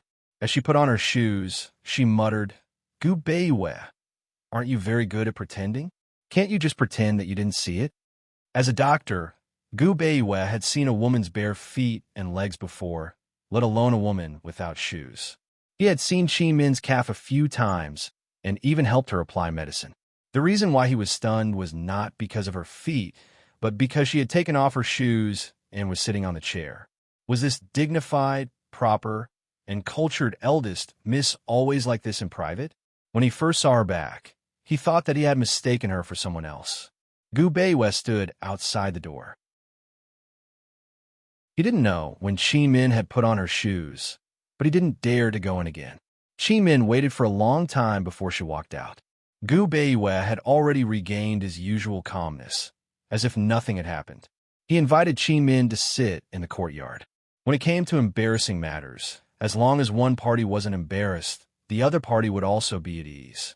Qi Min had also regained her usual quiet and gentle demeanor. She was a completely different person from the person who was lazily sitting on the chair and reading a book. Eldest Miss Qin, your medical skills have surprised me. Gu Beiyue went straight to the point. He was surprised and curious. That set of acupuncture techniques is... The Qin family had a few sets of acupuncture techniques that were not taught to outsiders, but it was definitely not Qin Min's set. What he wanted to ask was who taught Qin Min this set of acupuncture techniques.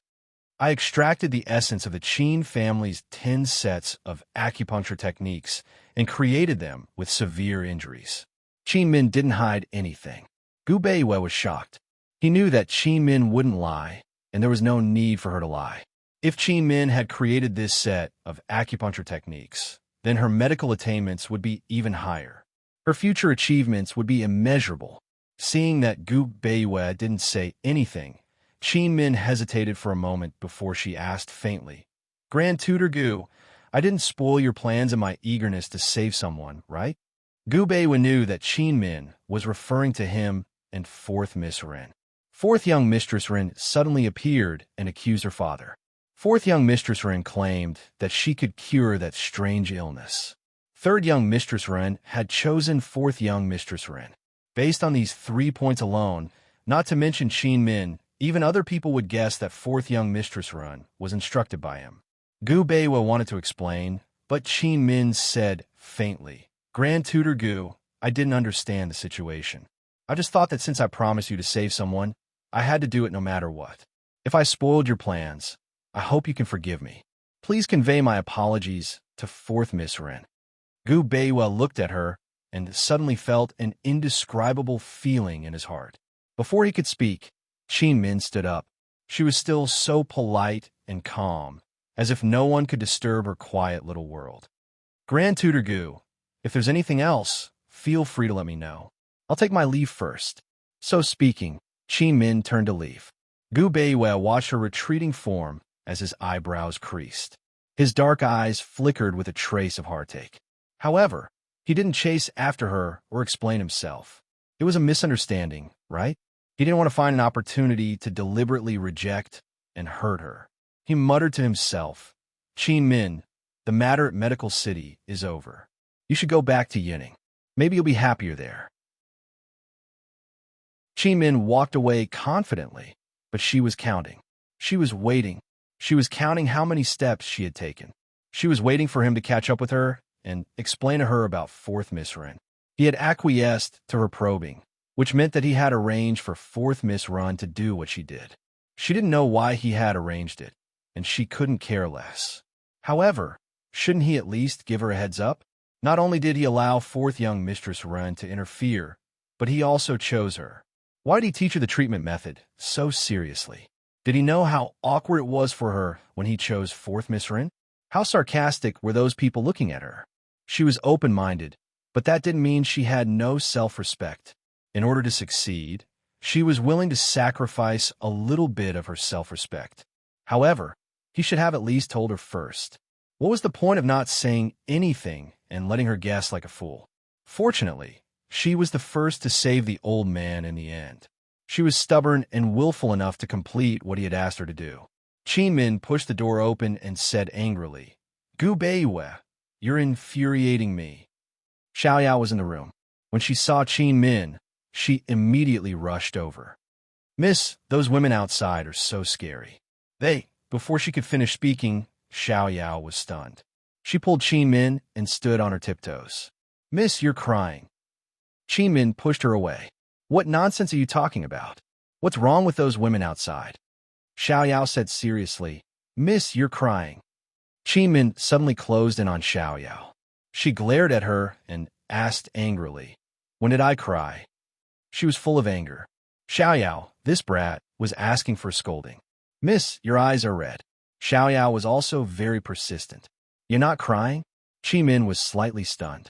Her eyes were red. Why didn't she know? She wasn't sad. She was just angry, very angry. Sadness would make people cry. Anger, would that happen too?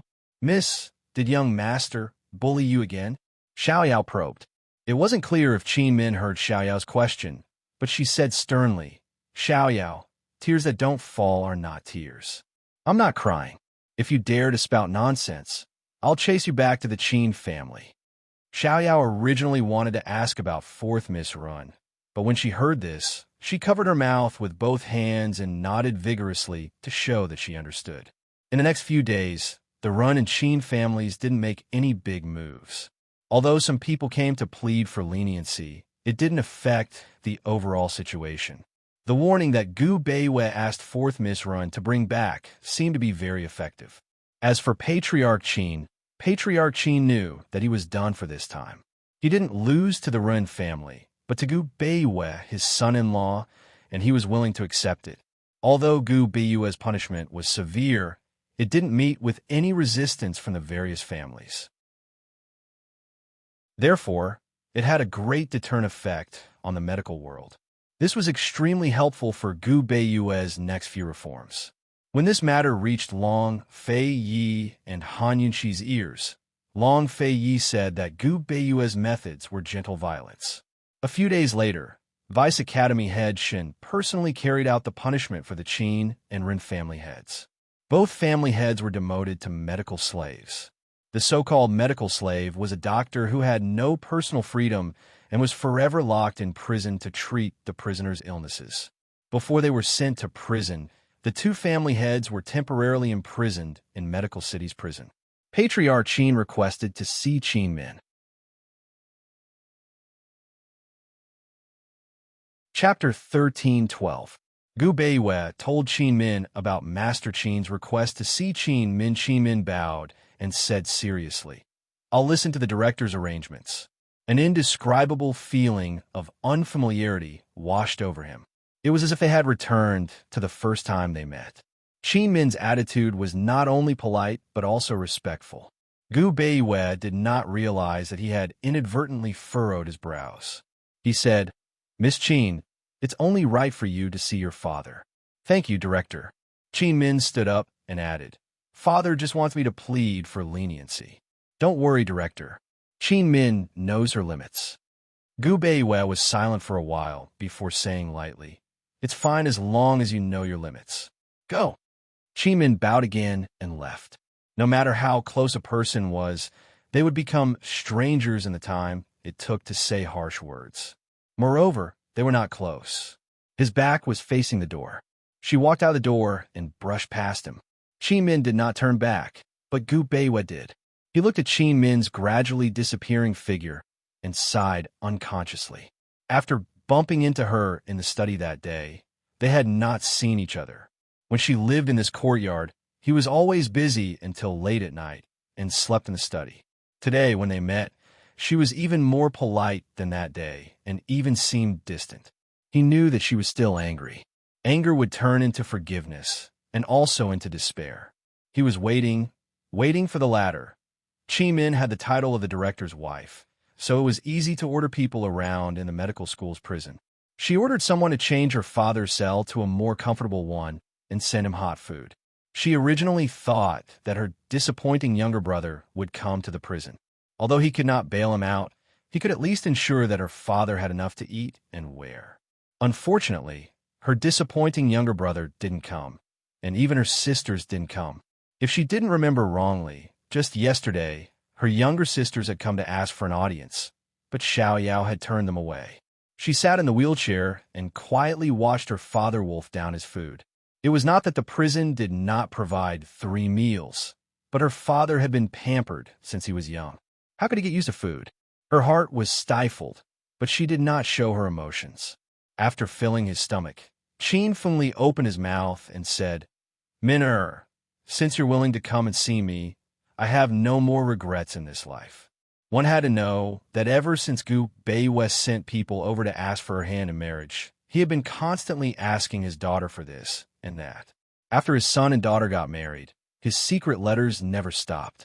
He wanted his daughter to fight for the benefits of the Qin family in front of Gu Beiyue. He wanted his daughter to give birth to a son for Gu Beiyue as soon as possible and consolidate her position as the legal wife. Unfortunately, his daughter had never paid attention to him. Even when the news of the miscarriage came, he went to Ningzhou in person, but his daughter did not see him. He thought that his daughter would ignore him for the rest of her life. "Father, why did you call your daughter here?" Qin Min asked indifferently. "Do you still resent father?" Seeing that Qin Min was silent, Qin Fengli said, "In the past, father let you down.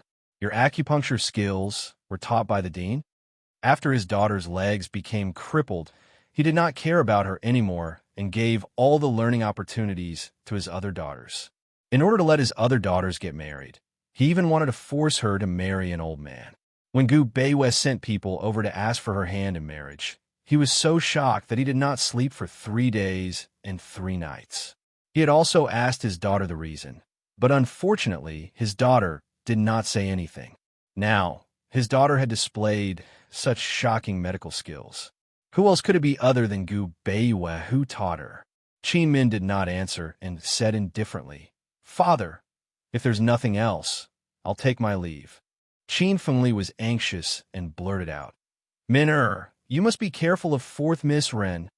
Qin Min was slightly stunned and finally looked at her father seriously. "Min, 4th Miss Ren's medical skills were also taught by Gu Beiyue.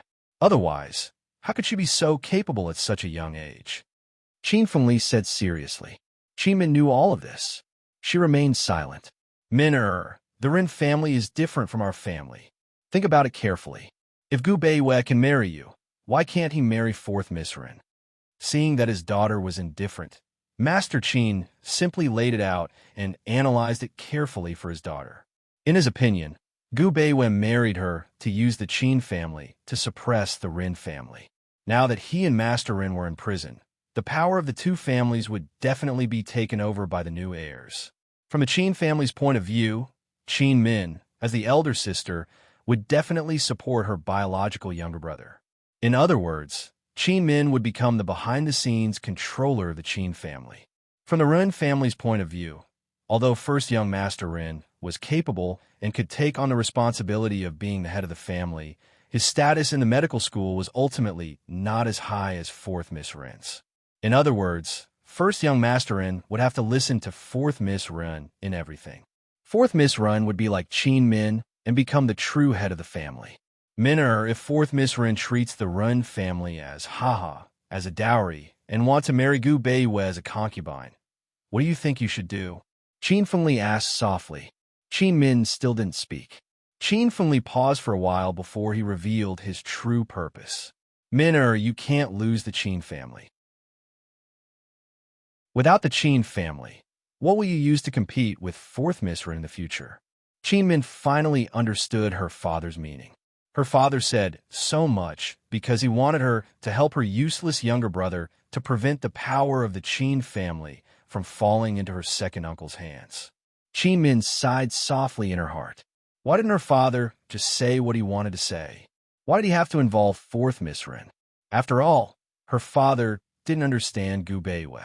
Gu Beiyue didn't marry her to use the Qin family to restrain the Ren family. Moreover, Gu Beiyue wouldn't marry 4th Miss Ren just to win over the Ren family. If he wanted to control Medical City, there were many ways. As long as he was willing to be ruthless, no family could escape from the palm of his hand. As for the marriage, until now, she only knew that he didn't know why he was marrying her, but she didn't know why he was marrying her.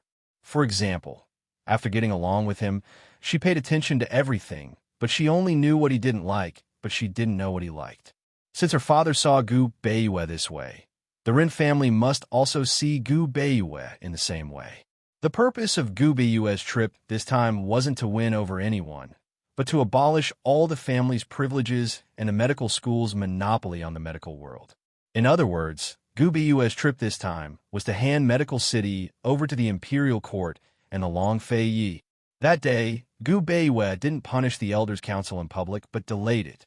In the past few days, Gu Beiyue had secretly sent people to spread the news that he was going to reform all the systems of the medical school.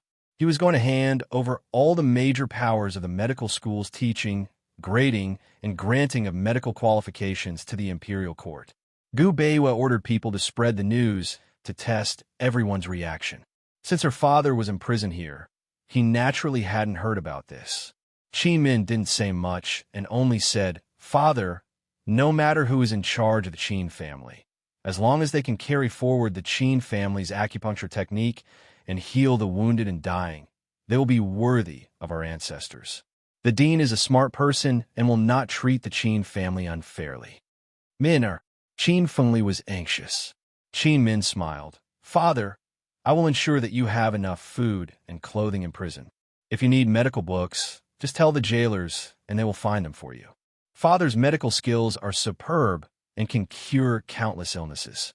I hope that father will keep his heart in the forest and ignore right and wrong disputes. Min is already married and can't bear such heavy responsibilities. Brother is still young and his medical journey is long, so he still needs father's guidance. Father, take care." After Qin Min finished speaking, she called Xiaoyao to send her away, leaving Qin Fengli stunned in place and unable to recover for a long time.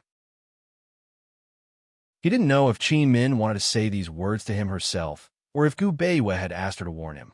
However, he understood the knack of these words. He had lost his position as the head of the family, his title as the medical sage, his power, and his wealth. However, he didn't lose his medical skills. He could still treat illnesses and save people, and he could still impart his medical skills.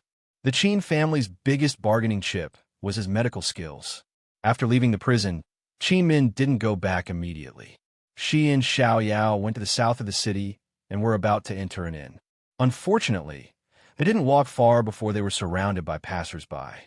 Before she married Gu Beiwa, she often sneaked out of the Qin family and wore a veil to treat patients. Any inn in Medical City could find many patients who couldn't find a famous doctor. At that time, she could go to 3 or 4 inns and see more than 10 patients. At first, those patients didn't believe her and thought she was a liar, but she always had a way to convince them. At this time, she was wearing a veil just like in the past. However, she was surrounded by passers-by before she even entered the inn. This was because they recognized her servant girl, Xiaoyao. Everyone surrounded her. Some were simply looking at Qin Min. Some were incessantly asking questions. Some wanted to take Qin Min as their master, and some even sought medical treatment. Ever since she saved the old man's life, she had become famous throughout the medical city. She was admired and respected by everyone. Some people even made her story into a nursery rhyme and sang it among the children, praising her for her stubbornness and unwillingness to submit to fate. One had to know that when she married Gu Beiwa with a crippled body, more than half of Medical City was cursing her. Unscrupulous methods, seductive seduction, and premarital pregnancy. In short, she was almost treated as a vixen. This time, instead of saying that she became famous in Medical City, it was more accurate to say that she made a name for herself. The happiest person was none other than Xiaoyao. However, this had nothing to do with Qin Min. She was a very interesting person who could live happily by herself. The comments of irrelevant people didn't affect her. Seeing more and more people gathering around, Qin Min whispered, "Xiaoyao, where's the carriage?" "It's in the alley up ahead," Xiaoyao quickly replied. "Then why aren't we leaving?" Qin Min asked in displeasure. She didn't like being surrounded and stared at like a monkey. Moreover, Gu Beiwa had spread the rumors. So many people in Medical City were dissatisfied with him. As his wife, she'd be implicated as well. The more people gathered, the greater the danger. Make way. Please make way. We have urgent matters to attend to. Don't block the way. If you want to seek medical treatment, go to medical school. I'll arrange the time for you. Make way." Xiaoyao didn't think too much at first, but as more and more people gathered around, she became afraid. Chapter 13:13. Seeing that the situation was getting worse, Peony suddenly shouted, "Get out of the way. You'll have to bear the consequences if you bump into them." She threw caution to the wind and pushed the young lady forward. Everyone moved aside, but they were reluctant to let them go and chase them into the alley. The carriage was parked in the alley, and it would be safer once they got on. However, Chin Min couldn't possibly get on the carriage herself in front of everyone, right? And Peony didn't have the strength to carry her up.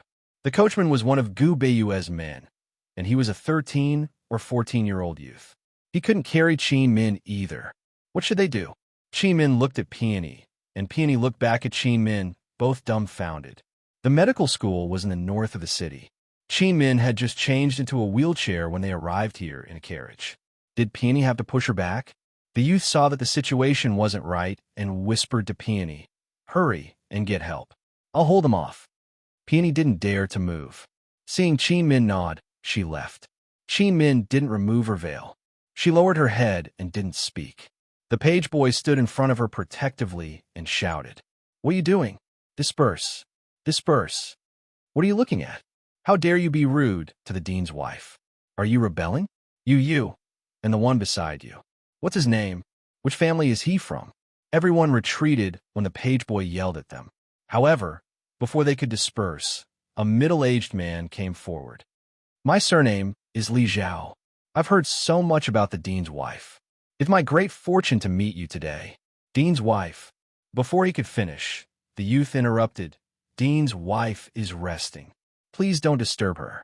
Let's go." Li Zhao ignored the youth and continued. "Dean's wife, I've contracted a strange illness. My heart hurts every day, and I can't eat or sleep at night. I beg the dean to be kind and take a look at me." Chin Min saw his expression and knew that he was faking it. His health was very good. She wasn't stupid and didn't argue. She only said, "Go to the medical school. There'll be a medical assistant to arrange the time." Unexpectedly, Li Zhao suddenly clutched his chest and shouted, "Ouch, it hurts." Then he knelt on one knee and pretended to be having difficulty breathing. "Dean's wife, save me. Save me. Lin Yu, take his pulse." Chin Min said lightly. The young man immediately stepped forward. After taking his pulse, he said, "Madam, his pulse is normal. There's no strange illness." Just as Chin Min was about to speak, Li Zhao rolled on the ground and cried out in pain. Chin Min ignored her. Just as she was about to let the other doctors take her pulse, a dissatisfied voice came from the crowd. "Io, how can a little medical apprentice see the focus of the illness? Madam, this is a matter of life and death. Hurry up and save her." "That's right, Madam Dean. You can't learn from your father and leave him in the lurch. You're already in so much pain. Madam, a doctor has the heart of a parent. What is your heart made of?" Chin Min was slightly shocked. Only then did she realize that Li Zhao did not come alone. There was a group of people behind him. The newcomer did not seem to be friendly at all. If she were to personally take his pulse, who knows what would happen? Just as Chin Min was hesitating, a man suddenly stood out from the crowd. Chin Min recognized him. He was the fourth young master of the Wei clan, a fifth-grade fairy doctor. After taking Li Zhao's pulse, the fourth young master sneered. "A person who's not sick is pretending to be sick and making things difficult for Madame Dean on the street. What are your intentions?" Io. Li Zhao was still curled up on the ground, groaning in pain. How can a strange illness be so easily diagnosed? Otherwise, he wouldn't have to beg Madame Dean. The people of the Qin clan are all the same. If Sir Dean finds out about this, he can't play favoritism for Madame Dean. He's already in so much pain. Madame Dean, please do a good deed and quickly take a look." Li Zhao's accomplices kept talking. Some were accusing others, some were pleading, and they soon incited the people around them. Chin Min had no way out. She made a prompt decision. "Bring him over. Let me take a look. Quick." If they wanted to put on an act, she would accompany them to the end. A few men hurried forward to help and carried Li Zhao over to Chin Min. After taking his pulse, Chin Min was shocked. "Io, he's really sick." As she spoke, she took out the gold needles that she always carried with her. "I'll perform acupuncture now. The more painful it is, the more effective it will be. If you want to live, you have to bear with it." A wretched look flashed across Li Zhao's eyes as he said, Thank you, Madame Dean." Of course, he knew that Chin Min was beating him at his own game and wanted to torture him. His superiors had already made it clear that he was not here to make things difficult for Qin Min. He was here to humiliate Qin Min and Gu Beiwei. Gu Beiwei wanted to hand the medical school over to the imperial court. If he did not pay the price, did he really think that the major clans were so easy to bully? Just as Qin Min was about to perform the acupuncture, Li Zhao suddenly broke free from the people who were supporting him. He shouted, "Ouch!" and pounced on Qin Min. Qin Min then realized Li Zhao's real motive. She could not dodge in time and was so frightened that she closed her eyes. However, after waiting for a long time, Li Zhao did not pounce on her. The originally noisy surroundings instantly quietened down. It was so quiet that she could hear her own thumping heartbeat. What was going on? Qin Min carefully opened her eyes and saw the side profile that she was most familiar with.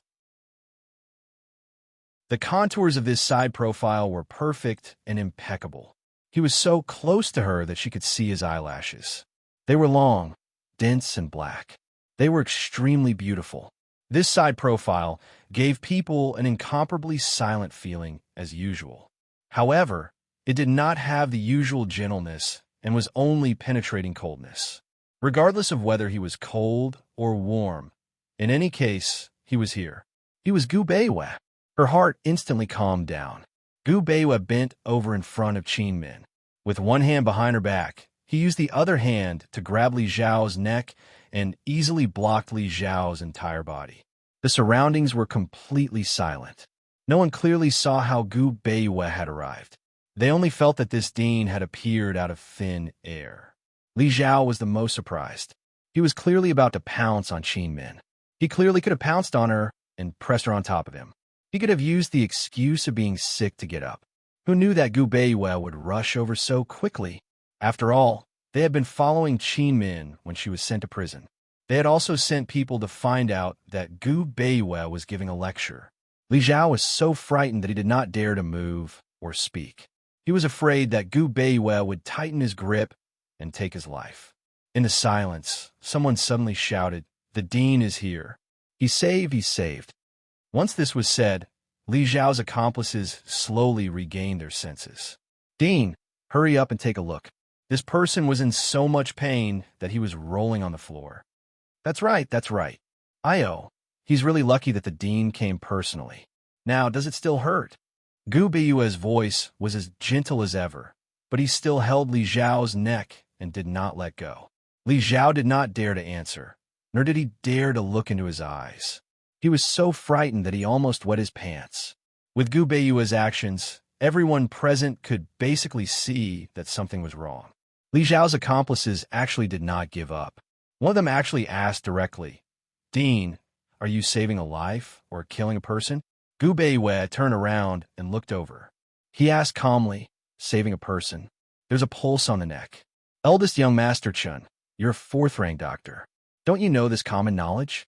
In my opinion, you should start learning again as a medical apprentice. Who evaluated your medical skills? Later, I'll have to ask them properly." That eldest young Master Chen's eyes widened, and he was speechless. He did not expect Gu Beiwei to know his background, and even more did not expect that Gu Beiwei would answer with the words, "There's a pulse on the neck." Eldest young Master Chen's medical skills were basically going to be crippled, and he would even implicate the person who gave him the medical skills. For a moment, everyone else shut up. Everyone could see that Gu Beiwei was angry. Gu Beiwei's slender fingers lightly touched Zhou Zhao's pulse. He said calmly, "It's indeed a strange illness that my wife can't treat. I'll personally treat you and guarantee that you'll be cured within 3 days." His voice was always calm and clear. No one could hear any emotion from it, but it was enough to send chills down one's spine. Li Zhao's legs turned to jelly. Gu Beiwei let go of him and said calmly, "Min, take him back to the medical school and take good care of him."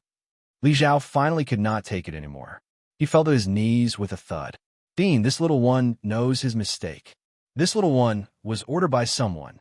I beg Dean to spare my life." The surroundings were quiet, and Li Zhao's pleas were especially loud. Gu Beiwei did not look at him. Instead, he turned to look at the crowd. A hidden dart flew out from that direction, and its target was Li Zhao. There was no doubt that the person behind this was going to silence him. Gu Beiwa watched quietly. As the darts drew near, he suddenly kicked Li Zhao aside and used his other hand to send the darts tumbling back to where they'd come from. The dart hit the culprit's shoulder, and the culprit was so shocked that he turned around and fled. Gu Beiwa ignored him, but the guards who came with him had already chased after him. Everyone present finally understood what was going on, and no one dared to make a sound. Li Zhao was also scared silly and allowed the guards to take him away. Qin Min witnessed everything and sighed in her heart. She did not dare to imagine what would have happened if Gu Beiwa had not arrived in time. Gu Beiwa turned to look at her and said gently, "Madam, you must be frightened." It had been a long time since she heard him call her madam, and Qin Min was a little startled. She felt that he was not calling her. Gu Beiwa did not say anything and leaned over to hug her. Whenever he came close, she would become nervous, whether it was the first time or now. He placed one hand on her knee and the other on her back. She was sitting in a wheelchair, and her hands were still restrained. It was difficult for him to carry her. He tried a few times, but to no avail. Under the watchful eyes of the crowd, he could only whisper in her ear, "Eldest Miss Qin, I'll carry you to the car. Sorry for the offense." Qin Min's body was as tense as a rock. Her previous anger was all gone, leaving only nervousness. "Thank you for your trouble," she said, but she still did not move. Gu Beiwa had no choice but to whisper again, "Eldest Miss Qin, please lift your hand." Qin Min finally understood what he meant and hurriedly lifted her right hand. Gu Beiwa's hand passed under her right hand and held her back. Only then did he find some strength to carry her into the carriage. This scene made all the women present envious. This was probably the first time anyone had seen Gu Beiwa so intimately with a woman, right? All along, everyone had regarded the title of Madam of the Dean as a symbol of honor and status. But at this moment, everyone realized that the title of Madam of the Dean was equivalent to Gu Beiwa's woman. Gu Beiwa also sat in the carriage and ordered calmly, "Lin Yu, return to the medical school."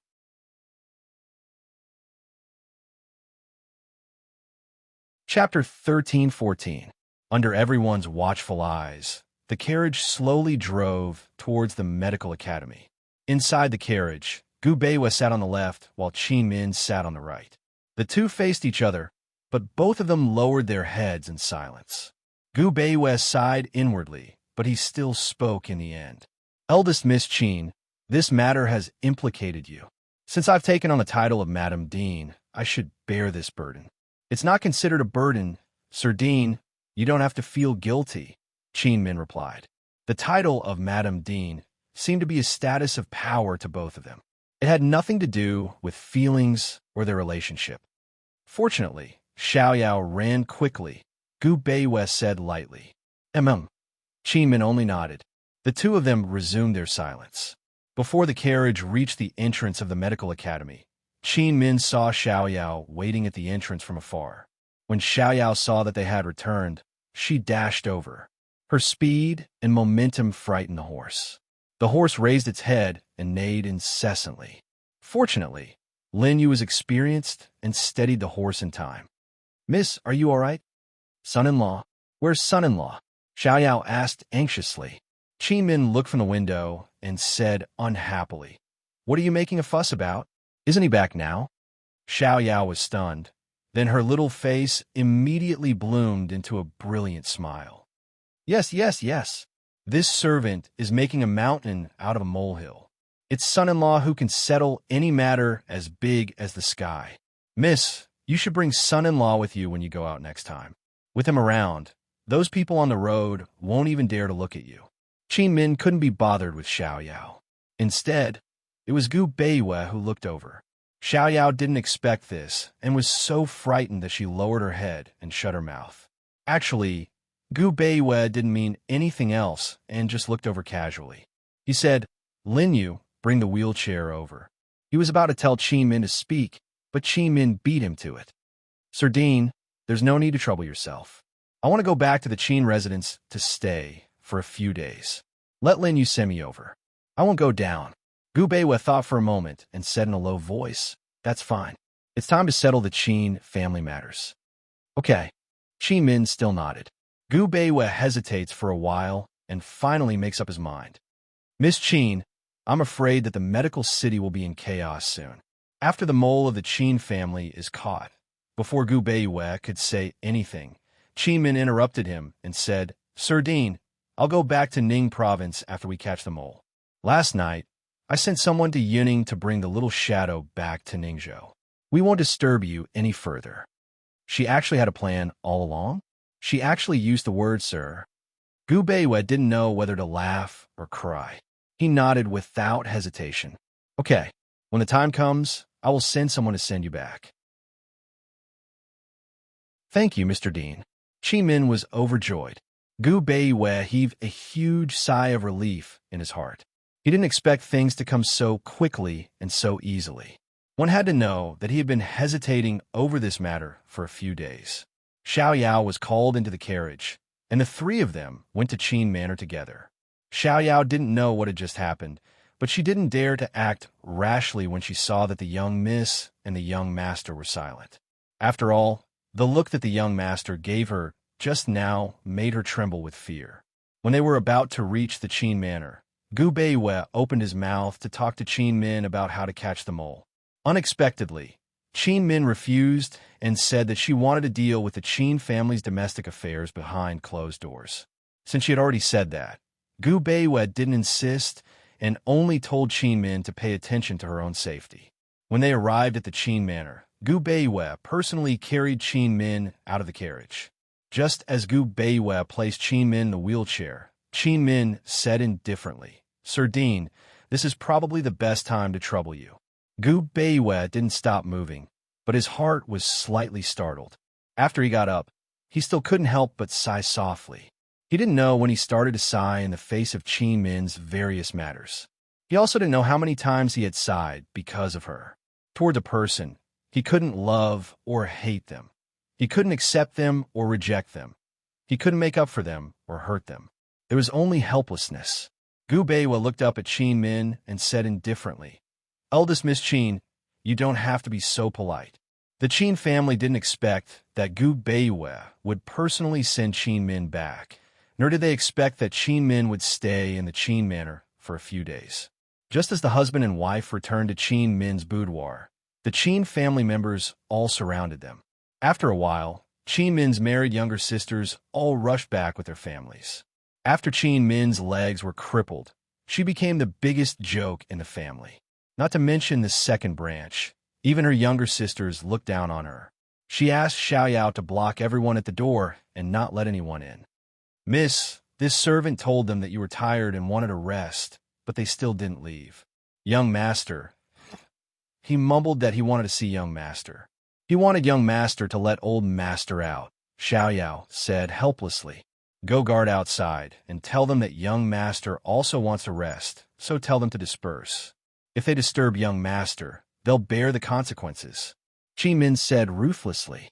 Xiao Yao was shocked, but thinking about it, with Mrs. Current status, it wasn't a big deal to tell those people outside. Thus, she left happily. Young master, miss, rest at ease. This servant will keep watch outside. No one can enter. Xiao Yao closed the door and left, leaving behind an awkward atmosphere. Gu Beiwe, who was sitting at the side, only then did he realize that this was Qin Min's boudoir. He stood up and listened to the movements outside. Just as he was about to speak, Qin Min said, We can't go out now. It's rare for us to come to the Qin Manor, so we should at least have a cup of tea before leaving. Sir Dean, please follow me. As Qin Min spoke, she walked into the inner room. Gu Beiwe didn't move from his spot, hesitating. This boudoir was divided into an inner and outer room. The inner room was the bedroom, and the outer room was the study room. The middle was separated by heavy hanging curtains. Gu Beiwe had privately looked for Qin Min before the wedding, so it wasn't his first time entering this boudoir. However, he had always stopped at the outer room and had never set foot inside. Moreover, Qin Min said that she wanted to treat him to tea, but the tea house was on his right and not in the inner room. Qin Min waited for a long time. Seeing that Gu Beiwe didn't follow in, she came out to urge him. She said jokingly, Sir Dean, "Are you afraid of entering the tiger's den? I'm not a tiger that can eat you." Only then did Gu Beiyue realize Qin Min's ulterior motives. He smiled and followed her inside. The inner room wasn't big. There was only a bed, no tea house, and no extra chairs. This made him feel rather awkward, and he could only stand. Qin Min personally lowered the hanging curtains. Once the hanging curtains were lowered, the room seemed even smaller. A man and a woman in the same room. Perhaps it was ambiguous, or perhaps it was awkward. In any case, Gu Beiyue gradually felt uncomfortable. He said indifferently, "Eldest Miss Qin, if you have something to say, you can say it now." Qin Min didn't reply. She actually sat on the bed. With one hand on the bed, she hooked her finger at him with the other, indicating for him to come over. Not to mention her coquettish actions, just the seductive smile on her face was enough to make many men restless. However, to Gu Beiyue, this scene was only a shock. He had probably never been so frightened by a woman in his life. He was stunned. He was dumbstruck. At this moment, his mind went blank, and he couldn't think. How did she suddenly, seeing Gu Beiyue in a daze, Qin Min finally couldn't hold it in and burst out laughing. She gently pressed her hand against the headboard of the bed. The headboard split into two, left and right, and a secret passage appeared below.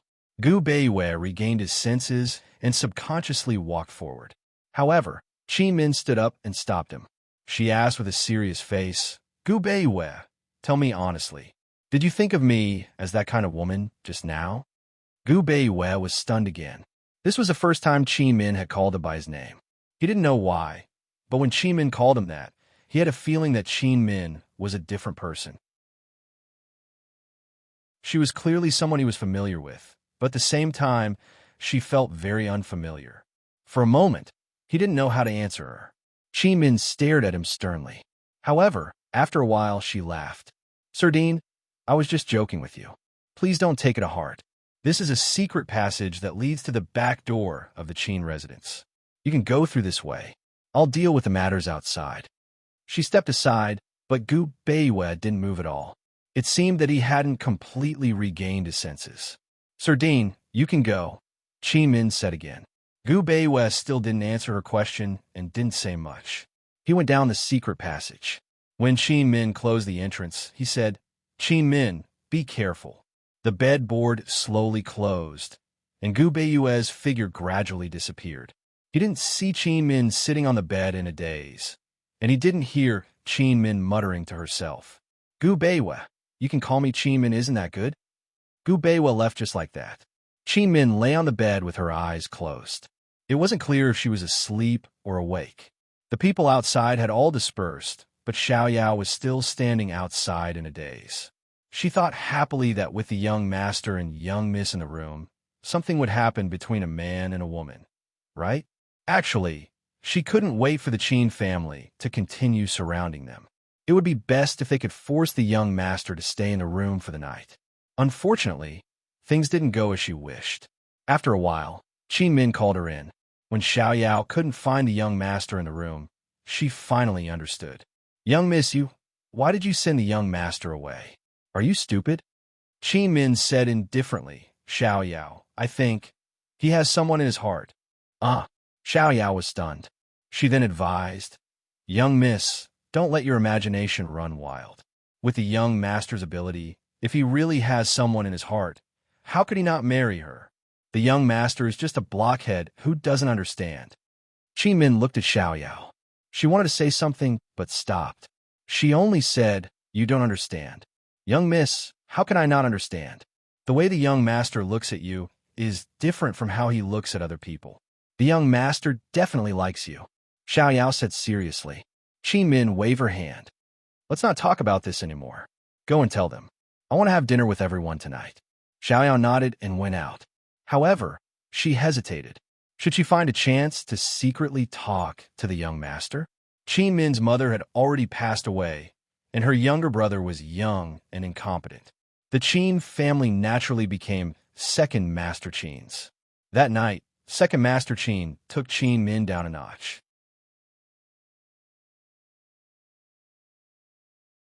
Chapter 13-15.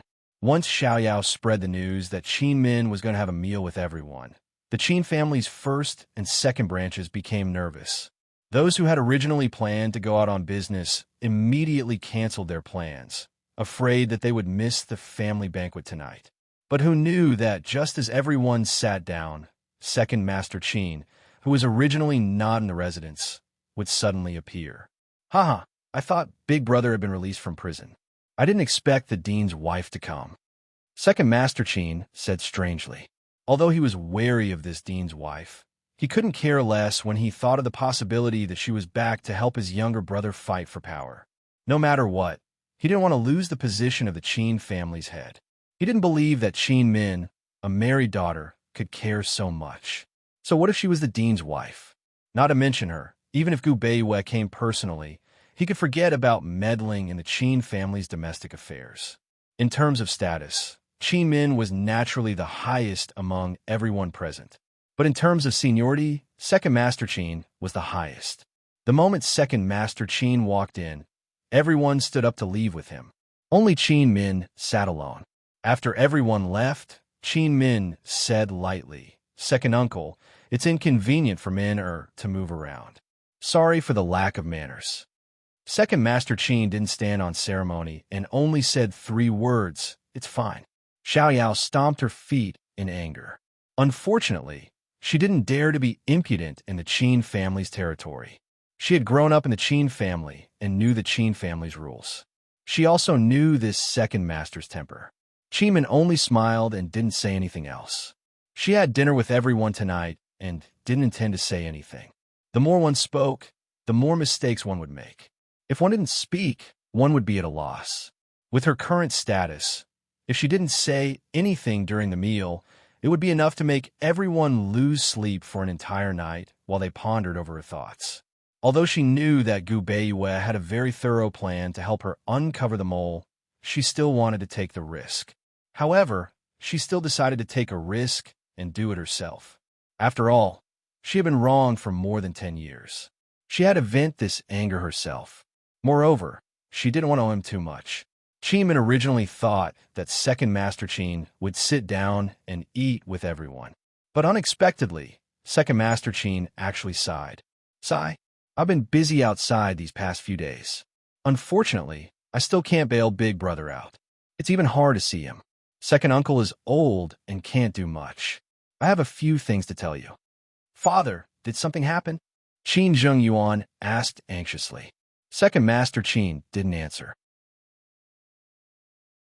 He walked to Qin Min's side and said in a low voice, "Madam Dean, this matter is related to Big Brother's imprisonment. You should avoid suspicion." As soon as he said this, everyone looked over. Qin Min's younger sisters and brothers-in-law did not say anything. Only her younger brother, Qin Chongqing, said angrily, "Second Master, do you think my sister is an outsider? He, the dean's wife, is the same as the dean. She is fair and impartial, placing righteousness before family. Chongqing, don't make things difficult for your sister." Second Master Qin sneered. "Father, it's inconvenient for Madam to move around. Why don't we go next door and talk?" Qin Zhengyuan asked. "Sure," Second Master Qin said politely. "Then I'll have to trouble Madam Dean to wait for a moment."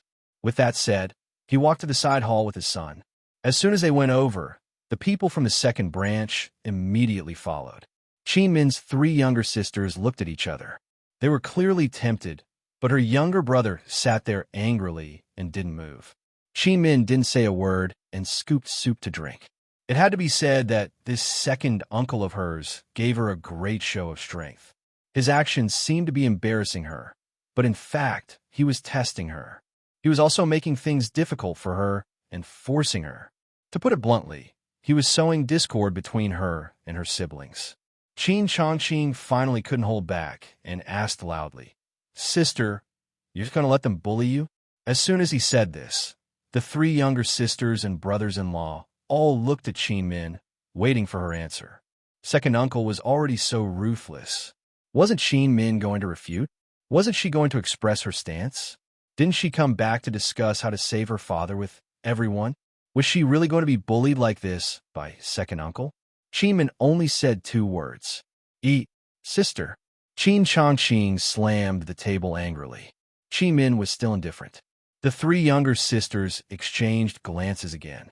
Finally, second Miss Qin Jie, said, Sister, what do you mean by not saying anything? Are you still holding a grudge against father for not nurturing you back then? As soon as second Miss Qin spoke, the other two immediately followed. Sister, you didn't come back to laugh at everyone, right? All right, now that second uncle and his son are smug, you should be happy too. Sister, I didn't expect you to be so heartless. It's fine if you don't save father, but you won't even help your younger brother. You're too disappointing. Qin Min didn't want to save her father, and she also didn't want to help her younger brother fight for the position. This was because she knew that in the near future, the power of the family would disappear in the medical field and be replaced by true talent. Now, even if they fought until their heads bled, it would be futile.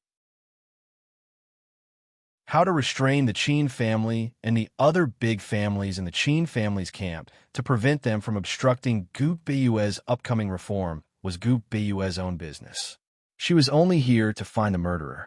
Letting her three younger sisters question her and her younger brother stare at her resentfully, Qi Min ate and drank her soup with a clear conscience.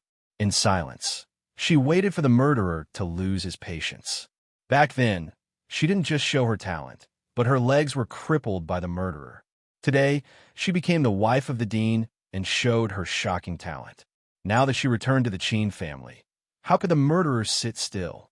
Back then, the murderer had a reason to harm her. Today, he had even more reason to harm her. The more silent she was, the more the murderer couldn't figure out the purpose of her trip, the more impatient and flustered he would be. She locked the murderer in the second branch. In the face of second uncle's provocation, she had to remain calm. After eating, Qin Min said faintly, Enjoy your meal. I'll go back first.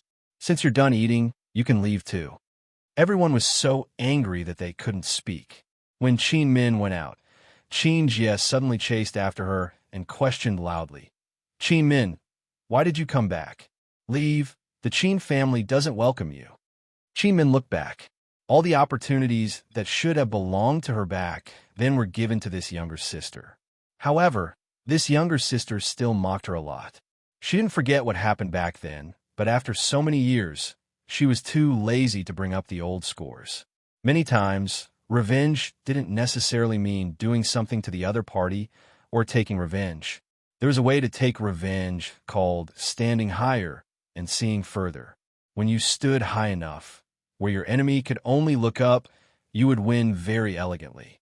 Qin Min knew that she was only the wife of the dean in name and didn't really stand in such a high position. However, she didn't want to let down the height and elegance of the title wife of the dean. Qin Min ignored everyone and went back quietly with Xiaoyao. Second Miss was flustered and exasperated. She rushed back and said to Qin Changqing, Eldest sister is here to laugh at us. Chase her away. Chase her away right now. Qin Changqing had always been protected by his father.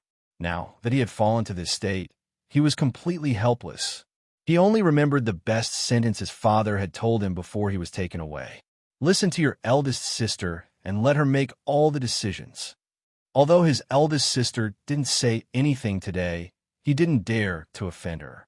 Go! Qin Jie tugged at Qin Changqing's clothes hard. Qin Changqing waved his hand coldly.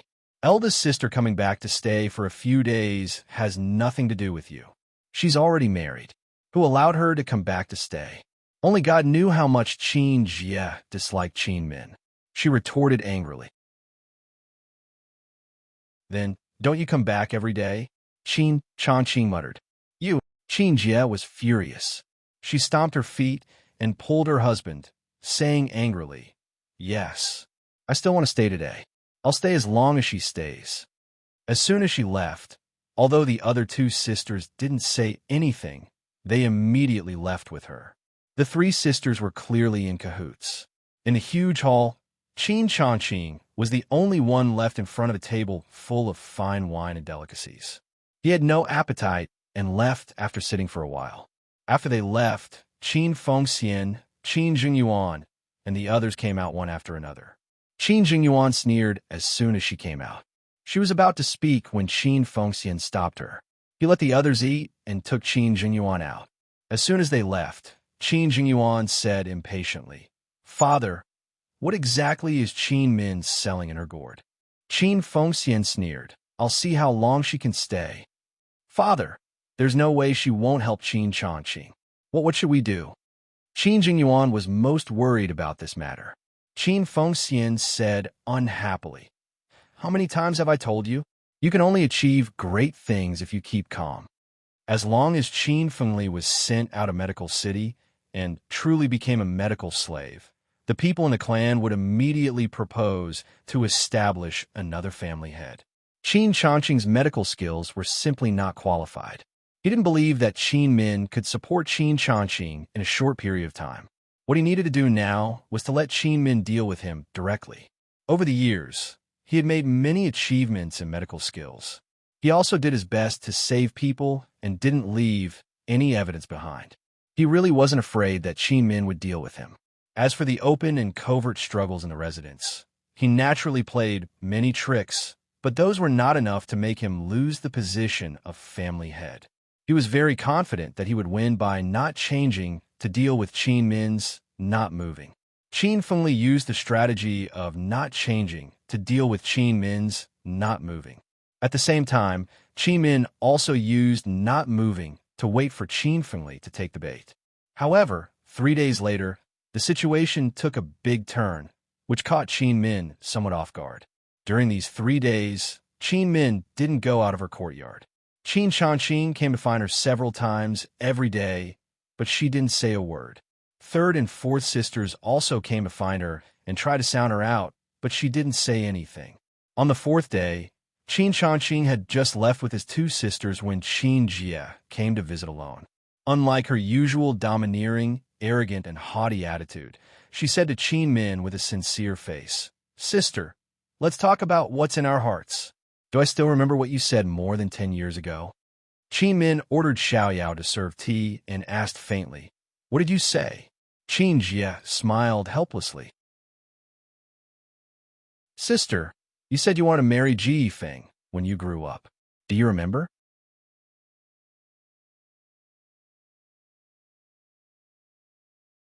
Chapter 13:16. Ji Yifeng. Qin Min never thought that Qin Jie would bring up this old and rotten gray matter. Who was Ji Yifeng? Ji Yifeng was the eldest son of the Ji family and the only heir to the Ji family head position. Although the Ji family couldn't be compared to the Qin and Rin families, their power couldn't be underestimated. Back then, in order to have a marriage alliance with the Ji family, her father didn't hesitate. Her father originally hoped that she could marry Ji Yifeng, but later on, her legs were crippled. After her father's efforts, Ji Yifeng married her younger sister, the Qin Jie, in front of her. When they were young, Ji Yifeng's children often came to the Qin family to joke, whether it was a joke or a serious one. That was because he was young and ignorant of the ways of the world. If Qin Jie didn't mention it, Qin Min really didn't remember that she had once said that she wanted to marry Ji Yifeng. Qin Jie actually remembered this sentence. What was Qin Jie's motive for suddenly coming to talk to her about this today? "I remember," Qin Min replied calmly. "I also said that I want to marry the young master of the Rin family. I also said that I want to marry Gu Xiaoqi. Do you remember?" Why don't I remember?" Qin Jie asked with a smile, not knowing if she was serious or joking. "That's because your memory is bad," Qin Min replied jokingly. She was secretly on guard, feeling that Qin Jie didn't come here with good intentions. At this time, Xiaoyao served 2 cups of tea, and Qin Jie quickly stood up to receive it. "Io, second miss, quickly sit down. This servant can serve you," Xiaoyao quickly said. Qin Jie personally served a cup of tea to Qin Min. Not everyone has the opportunity to serve tea to the principal's wife. "Xiaoyao, you can leave. I'll take care of him here." "Why are you being so polite?" Qin Min asked. Qin Jie placed the other cup of tea beside her table, but she didn't sit down. Instead, she suddenly knelt down. "Sister, if you want Ji Yifeng, I'll return him to you. As long as you're willing to help my younger brother, don't mention me. Even if you want my life, I'll give it to you." Qin Jie choked out. Qin Min was really frightened. Her first reaction was that Qin Jie had been bewitched. She knew too well how selfish and utilitarian her younger sister was. If her younger brother could compete for the position of family head, it would be beneficial to her. After all, if she wanted to gain a foothold in the Ji family and become the future family head, she would need a strong maternal family to support her. But even so, she didn't need to sacrifice herself like this, right? Qin Min knew that Qin Jie was here to find trouble, but after Qin Jie made such a scene, she was really at a loss. She said seriously, "Qin Jie, why would I want her husband? You think too highly of your husband. If you don't give me a clear explanation today, don't even think about leaving my door." Even Qin Min herself found her words laughable. If news of what happened today were to spread, people who didn't know would think that she was holding a grudge against her father because she couldn't get a man from the Qin family. That was why she didn't come back to help her brother. This big hat could really crush people to death. "Sister." Qin Jie held a handkerchief and pretended to wipe her tears. She secretly glanced at the teacup on the table and choked out, "Sister, it's useless to say more. How can you forgive father and me? I know that back then, father gave me everything that should have belonged to you, and you've always held a grudge in your heart. I can repay all these debts to you." But her brother was innocent. Our Qin family is also innocent. If second uncle obtains the position of family head and takes control of the ancestral medical books, then what will happen to brother? What will happen to father in prison? "Sister." Qin Jie kept talking, and Qin Min was getting impatient. She casually broke the teacup, brushed away the tea leaves on the tea, and gently blew on it. She didn't intend to pay attention to her and let Qin Jie continue talking. She wanted to hear how long Qin Jie could talk. Seeing this, Qin Min picked up the tea, and joy flashed across Qin Jie's eyes. But who knew that just as Qin Min was about to speak, a sharp sound suddenly came from the side. "Squeak, eh, little thing?" Qin Min put down the blanket and looked in the direction of the sound. Qin Jie was stunned. She didn't even care if Qin Min drank the tea and suddenly screamed, "Ah, there's a rat." There were many people who were crazy about rats, and Qin Jie was one of them. Just as Qin Jie screamed, little thing flew in from the window and jumped onto the tea table. It stood in front of Qin Min's teacup and pointed at the teacup with both hands, anxiously squeaking at Qin Min. Qin Min wasn't familiar with little thing, but no matter how stupid she was, she could tell that little thing was telling her that there was a problem with this cup of tea. "Tea," Xiaoyao muttered to herself. Qin Min immediately looked at Qin Jie. At this moment, Qin Jie was staring at little thing and realized that it wasn't a rat that was squeaking, but a squirrel. Just like this, Qin Min looked at Qin Jie, and Qin Jie looked at little thing. Little thing's gaze moved back and forth between Qin Min and Qin Jie. Little thing stopped squeaking, and the huge house suddenly quieted down. Time passed very slowly, as if it was slower than everyone's heartbeat. Gradually, Qin Jie's face revealed a look of fear, and Qin Min slowly narrowed her eyes. Both of them had a tacit understanding that there was a problem with this cup of tea. At this moment, Xiaoyao thought it through and suddenly shouted, "Miss, there's a problem with that cup of tea." Qin Jie immediately pounced over to snatch that cup of tea. Qin Min was stunned at first, but she also reached out. However, both of them were not as fast as Little Thing. Little Thing suddenly picked up the teacup and jumped to the side. It propped both hands on the cup and lay down, staring at Qin Min and Qin Jie with wide eyes. That gaze was as ferocious as it could be. It was clearly warning them not to snatch it. Seeing that Qin Min and Qin Jie didn't move, Little Thing hurriedly lowered its head and took a big sip of tea. However, the tea was too hot, and it immediately spat it out. As it blew, it was wary of Qin Min and Qin Jie. That sneaky and cautious look was especially funny. However, whether it was Qin Min, Qin Jie, or Xiaoyao, they couldn't laugh. This was because Qin Min and Xiaoyao both knew that Little Thing's favorite food was poison. Unless it was a very delicious food, Little Thing wouldn't care about it. The cup of tea that Xiaoyao brewed was just ordinary black tea. How could Little Thing fight over it? There was no doubt that this tea was poisoned. and highly toxic at that. Qin Jie finally realized that the little squirrel in front of her was the poisoned beast that had been sitting on the headmaster's shoulder all day long. There's poison in the tea. You poisoned it. This time, it was Qin Min herself who spoke. Xiao Yao couldn't have poisoned it. Qin Jie had just drunk that cup of tea, so she was the one who poisoned it. I didn't. Qin Jie immediately denied it. You poisoned it with lethal poison. Where did you get it from? Qin Min demanded angrily. The only thing that could make little things so anxious was lethal poison, and a very rare one at that. If it was any ordinary poison, little thing would have kicked it over long ago. Ever since the poison sect was rehabilitated and hunter poison sect was taken over by the Empress, ordinary poisons were hard to buy, to say nothing of a lethal poison like this. Even the three-way black market only sold ordinary poisons. Qin Min had a very bad premonition, but she didn't dare make any guesses. Qin Jie was extremely flustered. She stood up and pointed at Xiao Yao. It was her. She brewed the tea. She poisoned it. I don't know anything. Qin Min made a prompt decision. Xiao Yao, go and find the son-in-law. Xiao Yao immediately ran out, but the guilty Qin Jie couldn't take it anymore and pulled her back. You're not allowed to go. Xiao Yao struggled free. As a servant girl, she was naturally stronger than a noble young miss.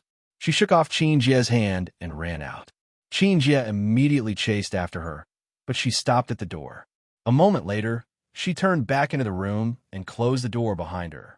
Qin Min sat in her wheelchair, looking at her with cold eyes, her expression cruel. Qin Min, since you're so heartless, don't blame me for disowning you as my sister. As she spoke, she walked toward Qin Min step by step. Qin Min was extremely shocked. She did not expect her own sister to be so vicious. Qin Min reflexively tried to push the wheelchair, but Qin Jie rushed over and tried to strangle Qin Min. But at the same time, little thing jumped onto Qin Min's head and glared at Qin Jie. Forced into a corner, Qin Jie finally remembered that little thing was nearby. She froze, her hands hovering in midair. Squeak! Little thing pounced on Qin Jie's face and scratched wildly with its claws. She dared to poison the gentleman's partner? She dared to kill the gentleman's partner. This was unforgivable. After all, aside from Mama Yunxi, it only had room for Qin Min to follow the gentleman. It didn't know what this woman had to do with the Qin clan, much less a relationship with Qin Min. In any case, it wouldn't forgive her. Save me! Save me! Qin Jie screamed in fright as she clawed at Lil Thing, but couldn't pry it free. That was because Lil Thing's claws were already digging into her flesh. There was a loud bang as the door was kicked open. A gust of wind blew past before Gu Beiwei landed in front of Qin Min. Qin Min, are you all right? Qin Min gave a start. She didn't know why, but his sudden appearance made her feel like she was dreaming. It didn't feel real at all. How did he get here so quickly? Xiao Yao had just left.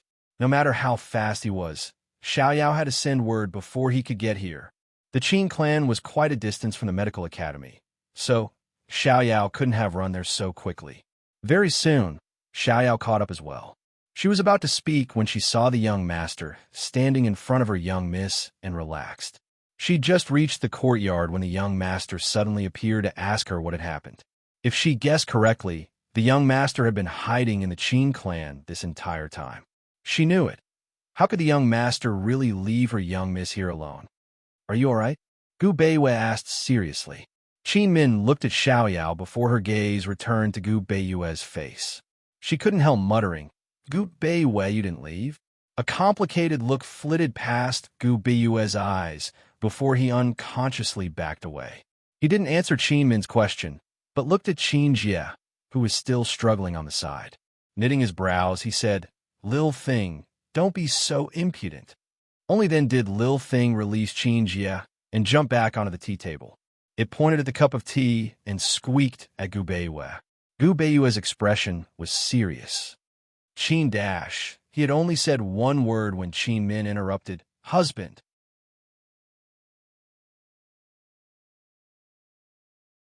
Chapter 13:17. Upon hearing the word husband, Gu Beiwa knew that Qin Min was reminding him that Qin Jie was present, so he had to pay attention to how he addressed her. "Madam, don't be anxious," he said mildly. "First, tell me what exactly happened." Qin Min then told Gu Beiwa everything that had happened. Qin Jie's entire face was ruined. She didn't say a word and just curled up at the side, crying nonstop. Since Gu Beiwa was here, she knew that she couldn't escape this calamity. Gu Beiwa ignored Qin Jie. Seeing that the little thing was about to finish the cup of tea, he hurriedly stopped it. Qin Min's analysis was right. For the little thing to be so greedy, the poison in this cup of tea was definitely not ordinary. Where was Qin Jie going to find such a rare poison?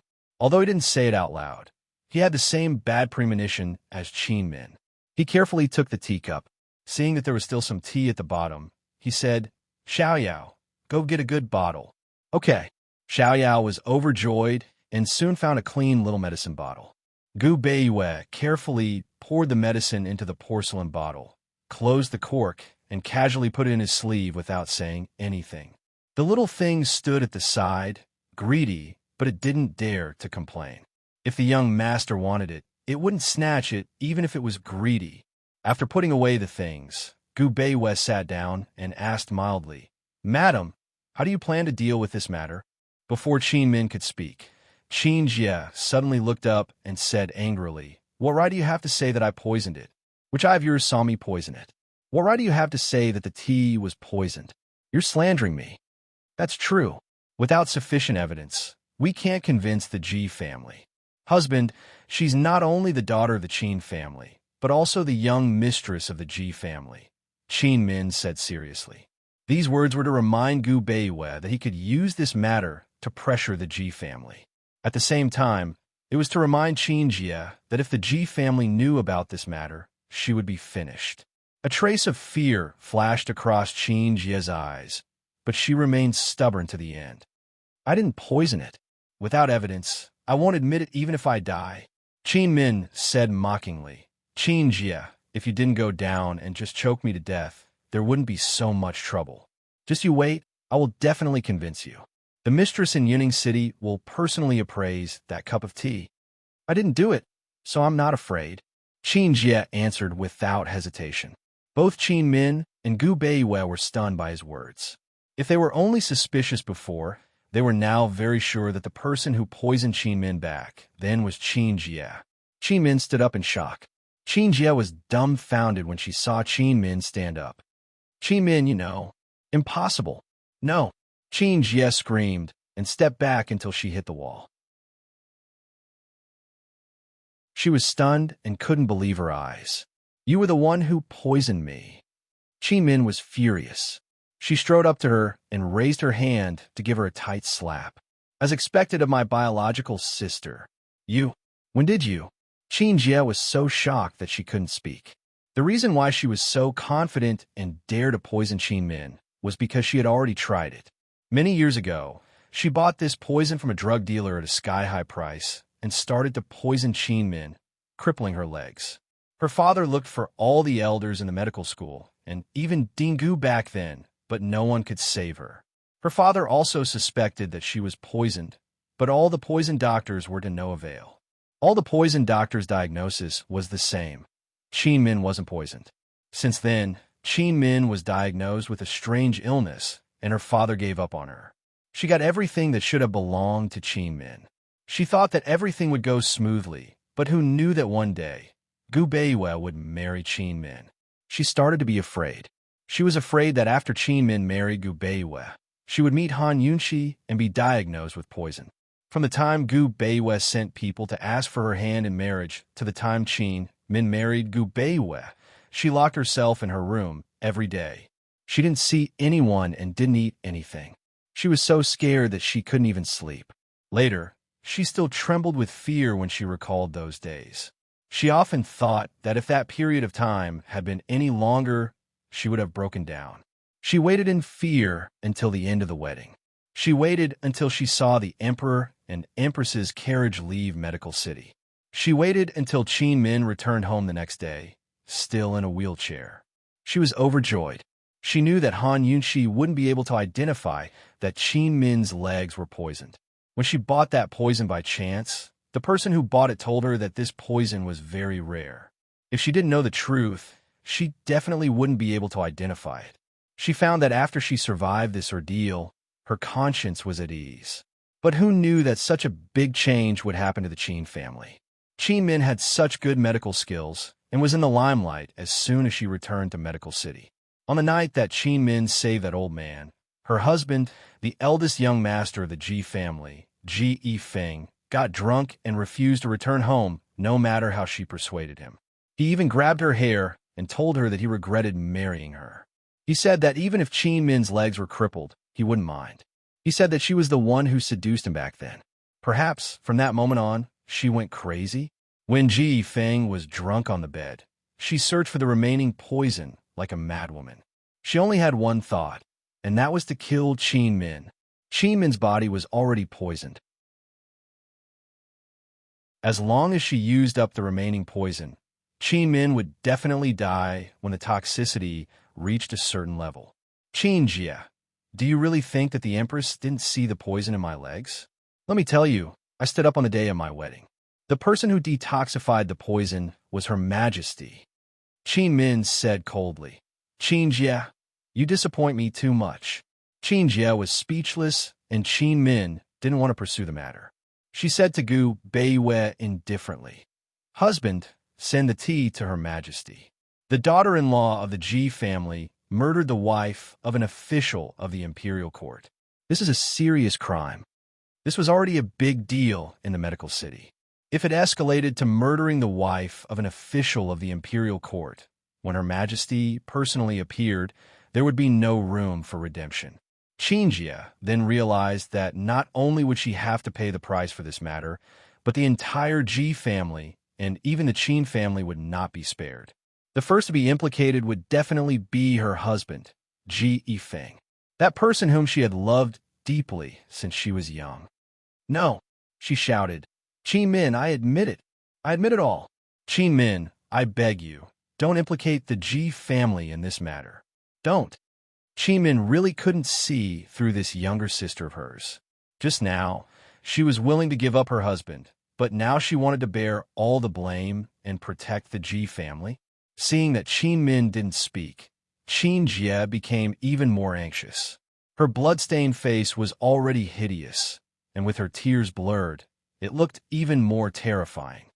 Qin Min, on account of the fact that you wanted to marry him before, can you let the Ji family off? Qin Jia cried.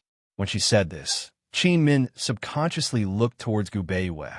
At the same time, Gu Beiyue was also looking at her. Qin Min, you know best whether you liked him or not. Ji Yifeng is innocent. He just advanced to a godly doctor and will be the head of the household in a few years. You will ruin him. Qin Jia's face was covered in tears. She put down all her dignity and begged. Qin Min, just take it that I'm begging you. Qin Min, he also likes you. He still likes you to this day. Sob. He already regrets marrying me. Gu Beiyue and Qin Min were both very awkward. Qin Min wanted to say something, but stopped. Gu Beiyue slowly turned his head and looked elsewhere. Xiaoyao was also stunned, but she quickly regained her senses and said angrily, Second Miss, how can you slander Miss like this? This servant has served Miss for so many years. This servant can guarantee that Miss has only liked young master in her entire life. She will only like young master forever. Perhaps Qin Jia had really gone crazy and became stupid. She suddenly realized that Gu Beiyue, her husband, was also present. With her pleading, how could Gu Beiyue let Ji Yifeng off? She looked at Qin Min and Gu Beiyue, speechless. All she could do was cry and hope that this was all a nightmare. When she woke up, she'd still be lying by Ji Yifeng's side as if nothing had happened. Seeing that young master had turned his head away, Xiaoyao became even more anxious. Young master, you must believe Miss. This servant has grown up with Miss since childhood. This servant knows everything about Miss. Miss only has you in her heart. She has never had anyone else. Don't be deceived. Young master, Miss has... Qin Min's face turned red. She really wanted to interrupt Xiao Yao, but Gu Beiyue turned around and looked at her. I naturally understand Madam's intentions. This is, after all, a family matter of the Qin family. Madam can decide how to deal with it. I will wait for Madam outside. After he finished speaking, he left without consulting anyone. Xiao Yao wanted to chase after him, but Qin Min stopped her with a sharp look. Xiao Yao resentfully retreated to the side. Little Thing, who was completely unaware of the situation, had already cleaned up its claws. It seemed to be in a good mood as it bounced out the door after the young master. Qin Min looked at Qin Jie. She really didn't feel any hatred, nor did she feel the joy of revenge. After a long time, she said indifferently, Qin Jie, you should go back. Discuss this clearly with your husband. Either we hand this matter over to the authorities, or let Ji Feng persuade his father to let him create less trouble during this period of time. Qin Min originally wanted to explain, but when she thought about it, even if Qin Jie didn't understand her warning, the elderly head of the Ji family would definitely understand. Gu Beiyue had already spread the news that he would start the reform in a few days. The Ji family would also be a big obstacle. I'll give you 3 days to think clearly before you answer me. Qin Min's expression was calm. She was about to leave when Qin Jie stopped her. Qin Min, don't you hate me? Why? Why couldn't she see any anger or hatred in Qin Min's eyes? Why could Qin Min be so calm? Hate. Qin Min frowned and thought about it. She really couldn't hate her, even if this younger sister in front of her had done everything to ruin her life. She was just disappointed. She really didn't expect it to be Qin Jie. She had always suspected the second branch of the family.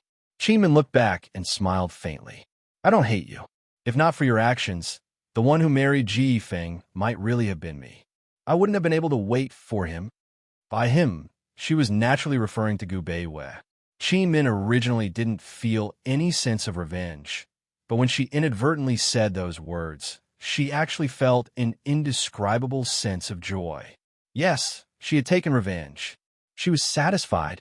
She even felt a mysterious sense of happiness. She opened the door and saw Gu Beiyue standing in the courtyard, looking up at the moon in the sky. His brows were tightly knitted, as if they would never disappear.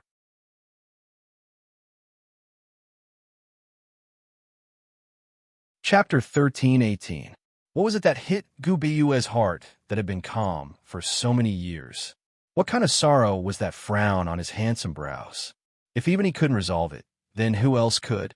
Qin Min watched quietly for a long time. At first, she looked at Gu Beiyue, but eventually, her gaze moved up and landed on the bright moon in the sky. It was summer, but there were no stars. There was only a bright moon in the vast night sky.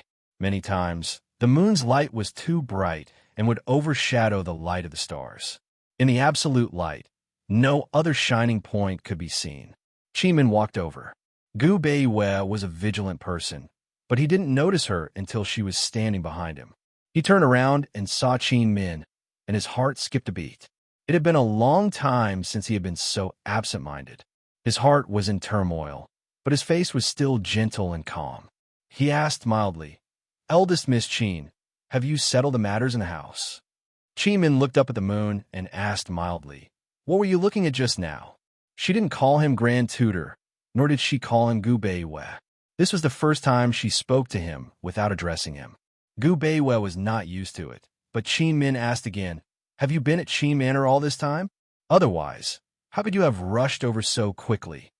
Qin Min looked back at him and stared straight into his eyes. She continued, Aren't you very busy? Qin Min asked 3 questions in a row. Actually, she was afraid that he would answer. However, there was a limit to her questions, and she couldn't finish them all. She waited and smiled as she looked at him. Gu Beiyue, since you didn't leave, then give me a reason to stay. A reason to stay in Medical City. Gu Beiyue's brows didn't relax. Instead, his brows furrowed more and more as Qin Min asked one question after another. Qin Min had the urge to reach out and smooth it out. However, she endured it in the end. She knew very well that she couldn't smooth out his brows. She also knew that only he could smooth out his worries, his hesitation, and his worries. Gu Beiyue hesitated for a long time. Qin Min was willing to wait. Even if he hesitated for a day, a month, or even a year, Qin Min was willing to wait. He was afraid of being decisive. Unfortunately, Gu Beiyue's hesitation didn't last more than a night. He said, "Miss Qin, I haven't left since that night. I promised you about the Qin clan. No matter what, I will ensure your safety." Both the Qin and Ji families were involved in this revolution. Tonight's matter will certainly threaten the Ji family. Thank you for your help, Miss Qin. The moment she said that, Qin Min's heart turned cold. He actually asked her for help at this time. Is there anything you can't do in Medical City? His begging was clearly telling her that he came to the Qin family to protect her for another purpose. He didn't come here just for her. Grand Tutor Gu. Qin Min shouted, but she didn't continue immediately. She also hesitated, but her hesitation was not as long as his. She said indifferently, "I don't want to help you." Just like that, she honestly said, "I don't want to," without giving any reason. However, there was still a reason for "I don't want to." Was it because she didn't want to implicate Ji Feng, who she once wanted to marry, or because she hated him and came here with ulterior motives? Qin Min turned and walked into the room. When she was about to enter, she turned back to look at Gu Beiyue. She said, "The Qin family matter is over. Grand Tutor Gu, you can go back. I'll leave tomorrow. I won't disturb you any longer."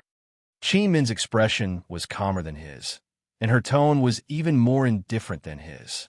Even her action of closing the door was so light, as if this was nothing more than an ordinary thing to her. The door closed. Gu Beiyue was still standing as he watched. Unconsciously, he reached out and furrowed his brows, then rubbed his face with his hand. He turned around, and in an instant he disappeared.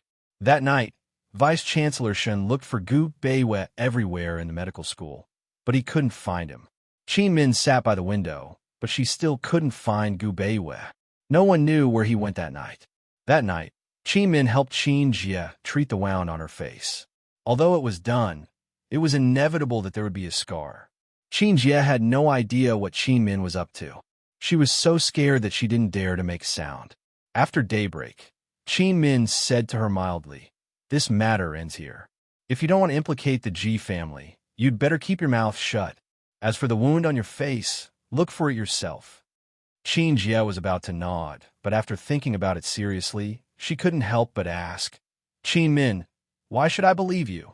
Will the dean let go of this opportunity?" Qin Min smiled brightly and said, "The dean is henpecked. Listen to me." Qin Jie was even more confused. Looking at Qin Min's smile, she didn't know why, but she felt a sense of sadness. She felt that although Qin Min's smile was bright, it wasn't pretty. "Qin Min, I'll believe you this time," Qin Jie said, and left as if she was escaping. After she left, Qin Min turned to look at Xiaoyao, who had been standing at the side. She said mildly, "Have you packed everything?"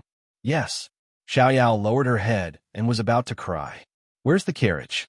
Qin Min asked again. "It's waiting at the entrance of the secret passage," Xiaoyao replied, truthfully. "Then why are you standing there? Let's go." Qin Min personally activated the mechanism on the bed and opened the secret passage. Xiaoyao chased after her, choking with sobs. "Miss, don't be angry with young master, okay? It's not like you don't know young master's temper." "Miss, young master has such a bad temper. He has you in his heart. Otherwise, he wouldn't have come. He has so many subordinates. Any one of them can protect us. Miss, just give in to young master.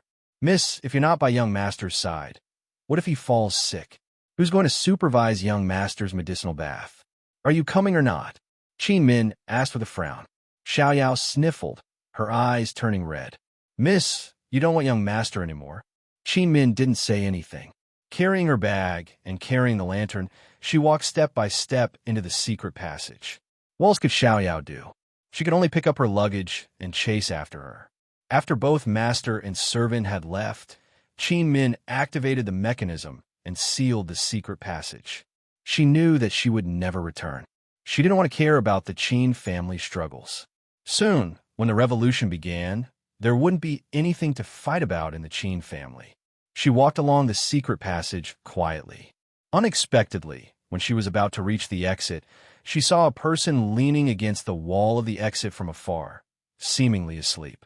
She stopped abruptly in her tracks, shocked. Xiao Yao was even more shocked and blurted out, "Young master." Gu Beiwei woke up and seemed surprised to see Qin Min and the rest. He stood up and brushed the dust off his clothes. Qin Min suddenly rushed over and stood in front of him. She was obviously very excited, but when she stood in front of him and looked at him, she didn't know what to say. It was as if there were thousands of words, but they all condensed into one sentence. Why are you here?" This was the first time that Gu Beiwei didn't address her. He didn't call her eldest Miss Qin, nor did he call her by her name. "I'm here to send you off," he said with a smile. Qin Min was clearly startled, but she quickly smiled back at him. "Thank you very much." He really did send her off. They walked all the way out of the secret passage, which was actually less than 10 steps away. The carriage was waiting outside. She didn't need to bother him anymore. She stepped on the stone and boarded the carriage herself. She sat in the carriage and looked out of the window. She was still smiling. "Remember to take the medicinal bath frequently." He nodded quietly. Unexpectedly, she didn't finish speaking. She continued, "Otherwise, I will present that prescription to the 2 masters in Yuning City." After she finished speaking, she lowered the curtain without hesitation and said to the coachman, "Let's go." The carriage slowly drove away. Xiao Yao couldn't help but cry in the carriage. She couldn't tell whether Miss didn't want young master anymore, or young master didn't want Miss anymore. Qin Min leaned against the window with her eyes closed. No one looked back. No one knew if Gu Beiwei was still standing in the same place, or if he had also turned and left. When Qin Min went south to Ningzhou City, Gu Beiwei could always find a reason for her to leave. Other than the Qin family, very few people paid attention to Qin Min's whereabouts. On the second day after Gu Beiwei returned to Medical City, he started the reform that had been planned for many years. Although he had already controlled the Qin and Ren families, as well as many large families in the 2 camps, there were still many voices of opposition. Not only were there voices of opposition in Medical City, but there were also voices of opposition in the imperial court and among the people. Many large families in Medical City were involved with outsiders. Gu Beiwei changed his usual gentle style and adopted an oppressive and iron-blooded policy. Many of his methods could even be considered sinister. Even Vice Academy head Shun was shocked by him. For example, dealing with the acupuncture family in Medical City, the Gu family. Gu Beiwei didn't give the head of the Gu family any time to hesitate. He directly laid out the various scandals that the Gu family had committed in the past 3 years, including misdiagnoses and deaths and inflated treatment fees. For example, dealing with the medicinal bath family in Medical City, the Yu family. Gu Beiwei tossed over a thick ledger that recorded all of the dealings between the Yu clan and Medicine City's Li clan. Almost every page had something fishy going on, but Gu Beiwei had marked them all out personally. For example, dealing with the massage family in Medical City, the Zhang family. Gu Beiwei used Madame Zhang's affair to threaten the head of the Zhang family. If he didn't support the reform, he would let the entire Medical City know that he had been cuckolded. The head of the Zhang family was so angry that he vomited blood, but there was nothing he could do. As for the Ji family, they wouldn't be spared either. Gu Beiwei didn't use Qin Jie's matter, but he still found other weaknesses that could be used against the Ji family. He didn't say much about this matter to Qin Min, and Qin Min didn't ask. Everyone thought that Gu Beiwei wanted to curry favor with Long Fei Yi. However, Long Fei Yi didn't just sit back and enjoy the fruits of others' labor. On the 5th day of Gu Beiwei's reform, Long Fei Yi made his move without warning. He pulled out all the officials who had colluded with the major families in Medical City. His methods were more direct and even more cruel than Gu Beiwei's. It took them half a year to finally take back the various privileges of Medical City. Gu Beiwei reformed Medical City, while Long Fei Yi, with the assistance of Han Yunxi, changed the deep-rooted medical system.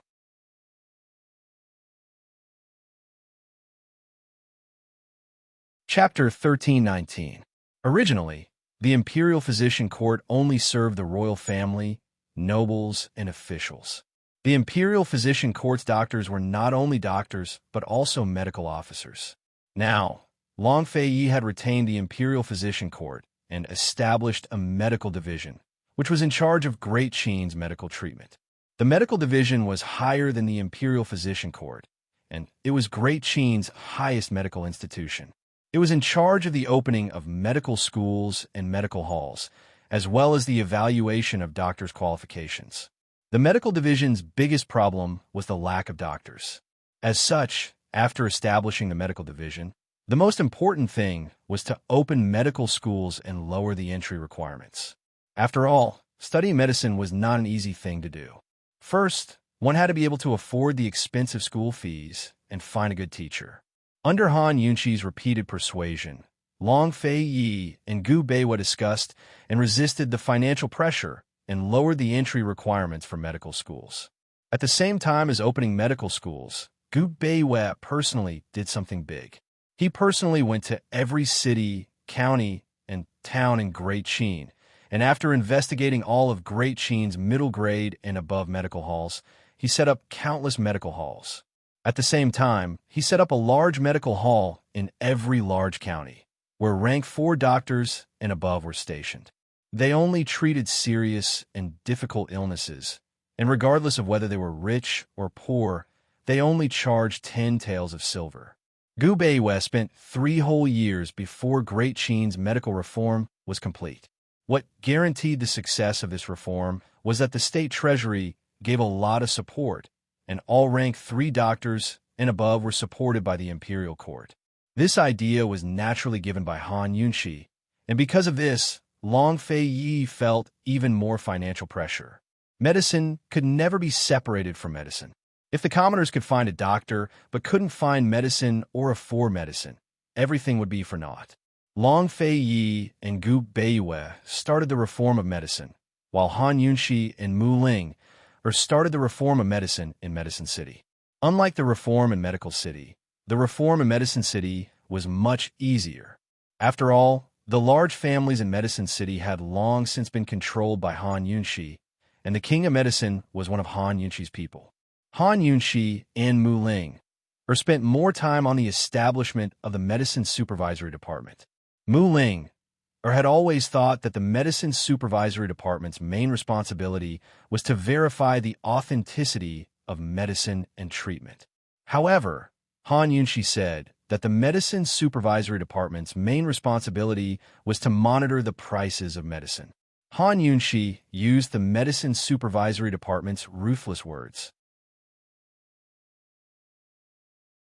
With all kinds of subsidies from the imperial court, if anyone dared to set a high price, hoard their goods, or plant precious herbs instead of cheap ones, she definitely wouldn't be polite.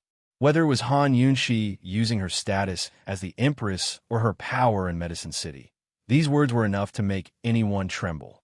Gu Beiwa left Medical City and set up the Medicine Supervisory Department, then began to run around. Long Fei Yi sat in Yuning, shouldering the financial pressure and the opposition of many ministers. Half a year after the medical reform, Han Yunqi gave birth to a princess for Long Fei Yi in Yuning Palace. The one who delivered the child was 4th young Miss Ren. Gu Beiwa was busy outside and wasn't in Yuning. The various ranks of doctors in Medical City either joined the Medicine Supervisory Department or the Imperial Academy of Medicine, or scattered to different places. 4th young Miss Ren left her family and became an imperial physician in the Imperial Academy of Medicine. It had to be mentioned that on the morning of the princess's birth, there was a magnificent spectacle in Yuning Palace. Tens of thousands of birds gathered in the sky above Yuning Palace and circled around, unwilling to leave for a long time. From a distance, it looked like 100 birds were paying homage to a phoenix. Not only the people in the palace, but all of Yuning's common people also witnessed this spectacle. Even Long Fei Yi was shocked. It wasn't until the cries of a baby came from the delivery room that the flock of birds gradually dispersed. It was the beginning of winter, and the swallows from the north had just reached the center of Cloud Realm, so the majority of the birds were swallows. Even more miraculous was that the majority of the swallows were domestic swallows. It had to be known that domestic swallows had a strange habit. They always moved south at night, like shadows, and no one could see them. They rarely appeared in groups during the day. No one could explain this spectacle, But everyone knew that this was an auspicious omen and that this princess was extraordinary. It was also because of the strangeness that Long Fei Yi simply gave the little princess the Yin character, Xin Yuan Yin. Long Fei Yi was happy to have a daughter, and he was even happier than having a son. On the same day, he pardoned the world and exempted everyone from the death penalty. Only the heavens knew how much he liked this little princess, and he even used the country's name as a title and gave her the title of Great Qin Princess. Unlike Rei who was afraid of Long Fei Yi since he was in his mother's womb, this little princess was very close to Long Fei Yi. Whether she was crying from fear, hunger, or other things, as long as Long Fei Yi hugged her, she would immediately calm down. Sometimes, even Han Yunxi, Granny Zhao, the wet nurses, and the maids couldn't coax her to sleep. Once she was in Long Fei Ye's arms, she would fall asleep sweetly after a few coaxes. Rua didn't mind and was very happy to let his sister have her way. On the other hand, Han Yunxi drank, who knew how much hot and sour soup. Han Yunxi's delivery of a daughter confirmed Qin Min's original judgment. Han Yunxi lost the bet, but she lost willingly. In fact, she had already asked Long Fei Yi to give Gu Beiwei several days off, but unfortunately, Gu Beiwei refused and only said that he would rest after he was done. And coincidentally, with the medical reform, Gu Beiwei was busy running around and really didn't have time to take a vacation. Han Yunxi wrote a letter to Qin Min while she was still in confinement, promising that after the medical reform was over, she would find a way to give Gu Beiwei a long vacation and let Gu Beiwei go to Ningzhou to accompany her in Little Shadow. Unfortunately, the medical reform lasted for 3.5 years, and only then did Gu Beiwei have some free time. After Qin Min left Medical City, she never asked about Medical City's affairs, nor did she ask anything about Gu Beiwei. However, there was one thing that she had always been in charge of. Every month, she would send Gu Beiwei medicine packets to soak in medicinal baths, and ask Gu Beiwei to send back the dregs of the medicinal bath. She didn't know what she did to the medicine packets, but she could tell from the dregs whether Gu Beiwei had really soaked in them. At the beginning and end of every month, she would send Gu Beiwei medicine packets. Gu Beiwei didn't refuse and did as she said. In this way, it was equivalent to Qin Min supervising Gu Beiwei to soak in medicinal baths twice a month. Therefore, she always knew about Gu Beiwei's whereabouts. At first, Gu Beiwei only sent back the dregs, but Qin Min began to put letters in the medicine packets, writing about interesting things about Little Shadow's growth. Gu Beiwei began to reply to her letters. Other than Little Shadow, there was nothing else. One day, Gu Beiwei saw a line of crooked handwriting in Qin Min's letter. He was so happy that he laughed out loud, and his mood improved for a few days. That line of handwriting was written by Little Shadow, and he knew that Qin Min had begun to teach Little Shadow to write. Later, Qin Min asked Gu Beiwei about something in her letter. She said, "Grand Tutor Gu, since it's an act, why don't you lie to another child?" This sentence made Gu Beiwei frown, just like that night at the Qin residence. His brows were tightly knitted, and he didn't loosen them for a long time. Back then, he kept Little Shadow because he wanted to dote on him like his own child. However, Qin Min exposed herself, and Little Shadow could only become an adopted child. He and Qin Min had lied to so many people, so what if they lied to another child? Little Shadow was already an adopted child. If he found out that his adoptive parents weren't a real couple, how sad would he be? The next day, Gu Beiwei replied, "Okay, I'll lie to him for the rest of his life. He's the only son I, Gu Beiwei, have in my life." After receiving the reply, Qin Min smiled happily, but her eyes turned red as she smiled. It was so red that Peony was scared. "Miss, don't be like this. If you want to cry, just cry. Don't scare this servant. Miss, go ahead and cry. Cry it out. This servant will go out. This servant won't tell anyone. Go ahead and cry." In the end, Qin Min didn't cry. She smiled and said, "A mother can't cry casually. I'll go and make food for Little Shadow." After that, Qin Min still put a letter in the medicine package that she sent to Gu Beiwei. She replied to him with an okay. The little princess's 1-month-old birthday party wasn't a big one. Gu Beiwei had been busy in the north with a medical reform and didn't attend. Gu Beiwei didn't return to Yuning, so Qin Min didn't go by herself. Therefore, Qin Min didn't leave Ningzhou for 3 whole years. It was said that time could heal everything. Perhaps 3 years wasn't long enough. 3 years didn't heal Qin Min's heartstrings that had already been plucked. Or perhaps she was destined not to be completely healed in this lifetime. Because even if the love was fake, the status was real. If they were too far apart, it was impossible for them not to have any interactions. There was nothing more helpless than this. Qin Min always wondered why Gu Beiwei was frowning that night at the Qin residence. Could 3 years soothe his furrowed brows that night? Because of this, she developed a habit of looking at the moon in the sky before going to bed at night. No matter who it was, they would see the same moon when they looked up. And to her, the moon was there, and he was there. At the end of summer 3 years later, Qin Min sat on an old tree in the courtyard and looked at the bright moon in the sky. She held the medicine dregs and letter that Gu Beiwei had just sent back and was in a daze. At this moment, a small figure flew across the roof and disappeared in an instant. Very soon, Shi Yuba's voice was heard. "Quick! Stop, little master! Quickly!" Qin Min then regained her senses and looked towards a roof. She only saw a few black figures flying around, but she didn't see the familiar little figure. She smiled and didn't pay much attention to it. Although Little Shadow was Gu Beiwei's adopted son, his talent in martial arts was exceptionally shocking, especially in the area of Qinggong. When Little Shadow was 3 years old, Gu Beiwei had sent people to teach Little Shadow martial arts. Now, Little Shadow was only 5 years old, but he was actually able to shake off a group of guards. What made Qin Min even more astonished was that Little Shadow's character was similar to Gu Beiwei. They were both very gentle, just like a piece of warm jade. However, he liked to smile much more than Gu Beiwei. While the guard were still searching for Qin Min, Little Shadow had already silently landed behind Qin Min. He called out softly, "Mother!" Qin Min wasn't frightened because she knew that Little Shadow would hide behind her. When she turned around, she saw Little Shadow standing in the branches and smiling at her. The moonlight shone on his tender and clean little face, illuminating his warm smile. At this moment, Qin Min only felt that Little Shadow was like a piece of white jade, gentle, flawless, clear, and quiet. So like Gu Beiwei. Why? Is Uncle Shi forcing you to practice martial arts again? Don't you already know how to do it? It's already nighttime. Isn't he annoying?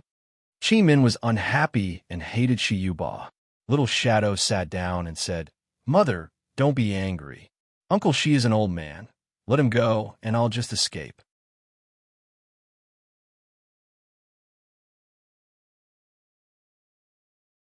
Chapter 13:20. Facing such a warm Little Shadow was like facing Gu Beiwei.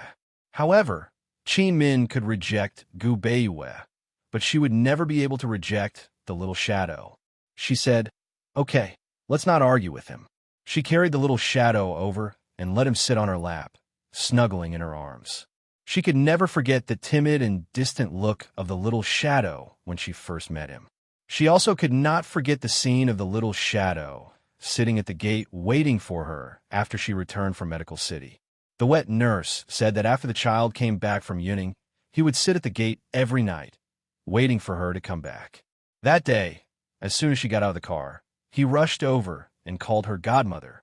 She had never been a mother, but at that moment, she really felt that the Little Shadow was her biological child and that she was the child's everything to rely on. She said to him, "It's not godmother, it's mother. Call me mother from now on." The 2-year-old Little Shadow was more or less sensible, and it took him a whole month to correct himself. Occasionally, he would even call her godmother inadvertently. But now, he was 5 years old, and he never called her godmother again. He would always call her mother softly and sweetly. When he was serious, he would even call her mother. Seeing the letter in his mother's hand, the Little Shadow asked, "Mother, Daddy wrote again?" Qin Min answered faintly. The Little Shadow thought for a moment and asked, "Mother, What does Daddy look like? The number of times the little shadow had seen Gu Beiyue could be counted on one hand. After he was 2 years old, he basically never saw him again. His memory was blurry, and he only knew that he was not his parents' biological son.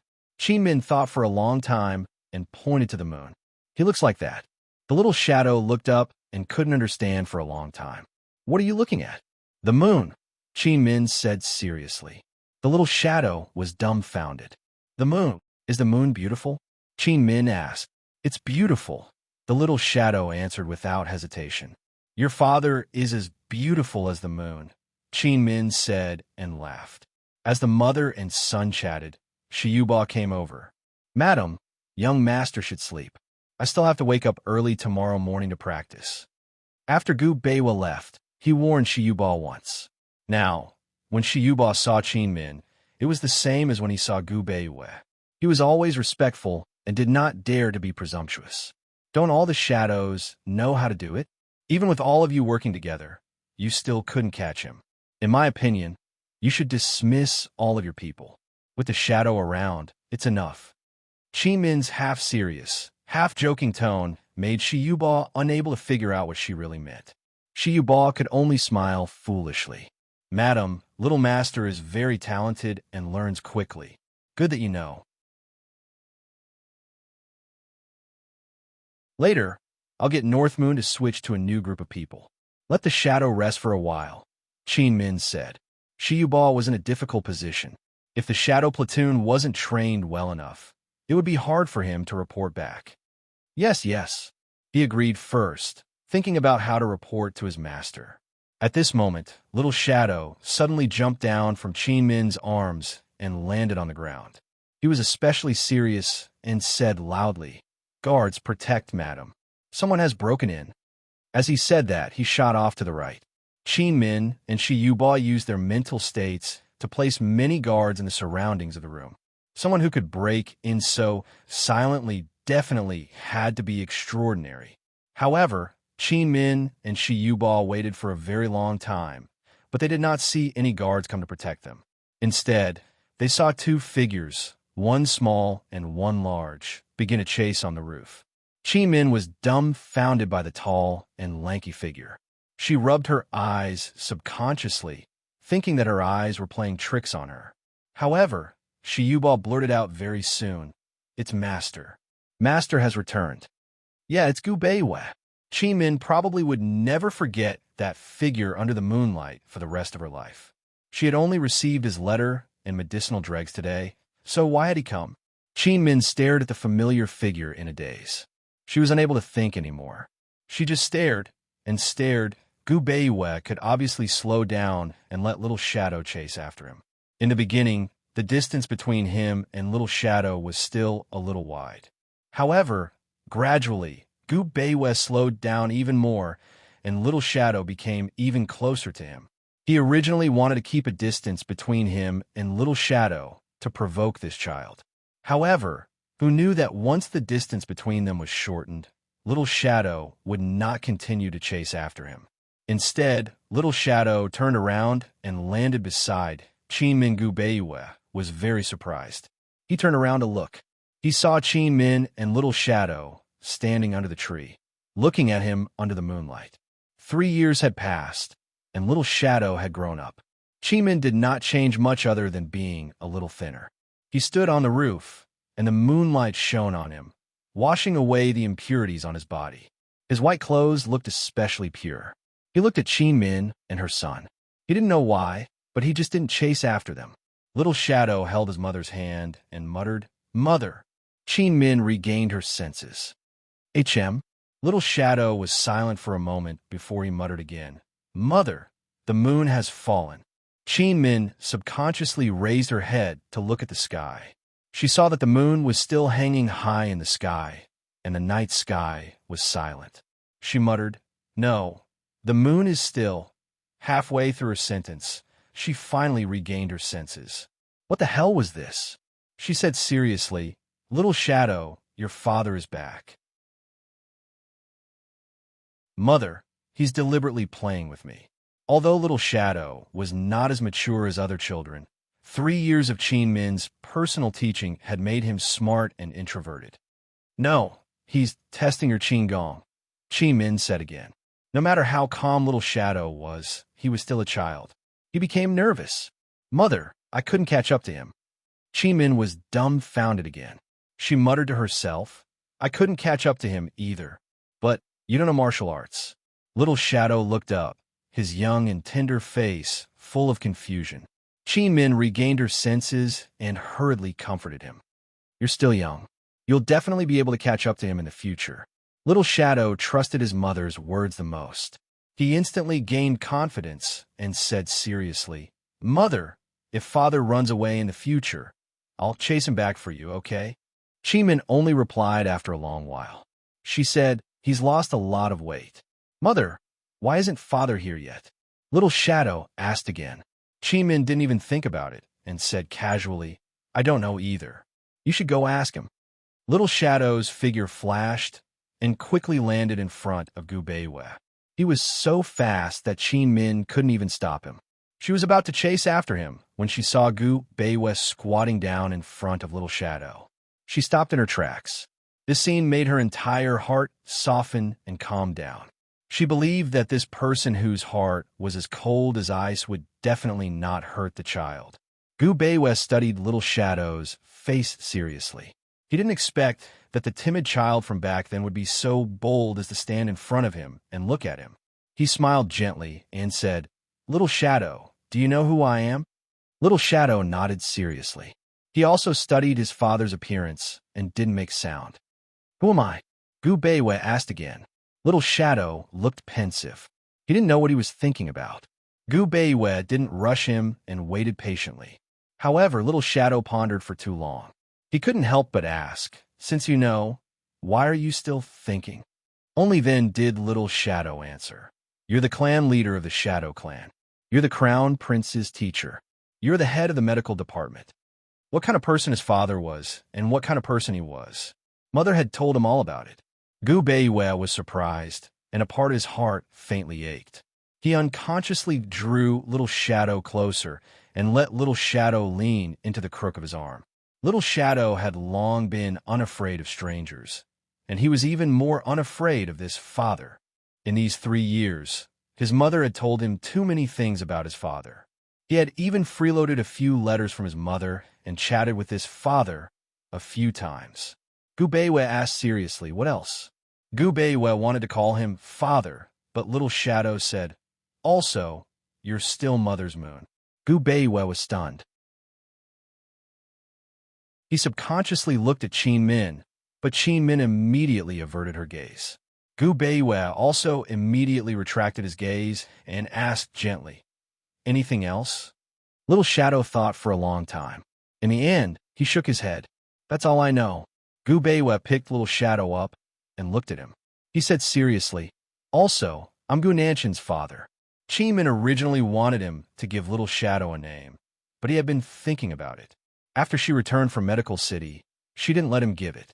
She named Little Shadow Nanshan. Nanshan literally meant the stars in the south. As for what it meant, she didn't say, so he didn't ask. North Moon Nanshan. Anyone who knew his name would easily guess Little Shadow's identity when they heard Little Shadow's name. He immediately replied to Qin Min and said, okay. Seeing how serious his father was, Little Shadow suddenly broke into a smile. Only then did Gu Beiwei realize how brilliant Little Shadow's smile was. Little Shadow said, your father to begin with. Do you still need to say it out loud? Gu Beiwei was actually speechless. He couldn't help but chuckle. Suddenly, he felt like everything had become simple. It was as if all the complicated matters could be cleared up and smoothed over by this child's innocent words. Little Shadow stopped laughing and said seriously, Father, I've finally met you. I miss you very much. Gu Beiwei's heart was filled with guilt. Even though they'd exchanged letters, he owed the child too much over the past 3 busy years. Whether he was his biological father or not, he was still the child's father. He hugged Little Shadow tightly and said gently, Father missed you too. Did Father miss Mother? Little Shadow asked again. Gu Beiwei paused, but he answered very soon, I missed her too. Father, Why haven't you come down yet? Mother has already waited for you for so long. You can't make her wait. Her legs will get sore. Goob Bayware replied indifferently and said nothing more. He descended with Little Shadow in his arms, slowly landing before Qin. The two of them smiled at the same time. At the very least, they smiled. The two of them avoided each other's gaze. Little Shadow looked at her mother, then at her father. She quickly moved close to her father's ear and whispered, "Father, Mother has been looking at the moon every day. She misses you every day." Gubeiwa looked at Qin again. He couldn't help but slowly move his gaze down from the side of her face. He studied her and discovered that she was even thinner up close. "Father, Mother was still looking at the moon earlier." "I'm not lying to you," Little Shadow emphasized softly. "You're tuning in to the Romance Rendezvous YouTube channel. We're so grateful for your support, and don't forget to subscribe to join us on this incredible journey through captivating stories. Your generosity through donations truly makes a world of difference, as it's the primary source of revenue that allows me to expand and enhance this channel for you. Thank you from the bottom of my heart for being a part of this adventure.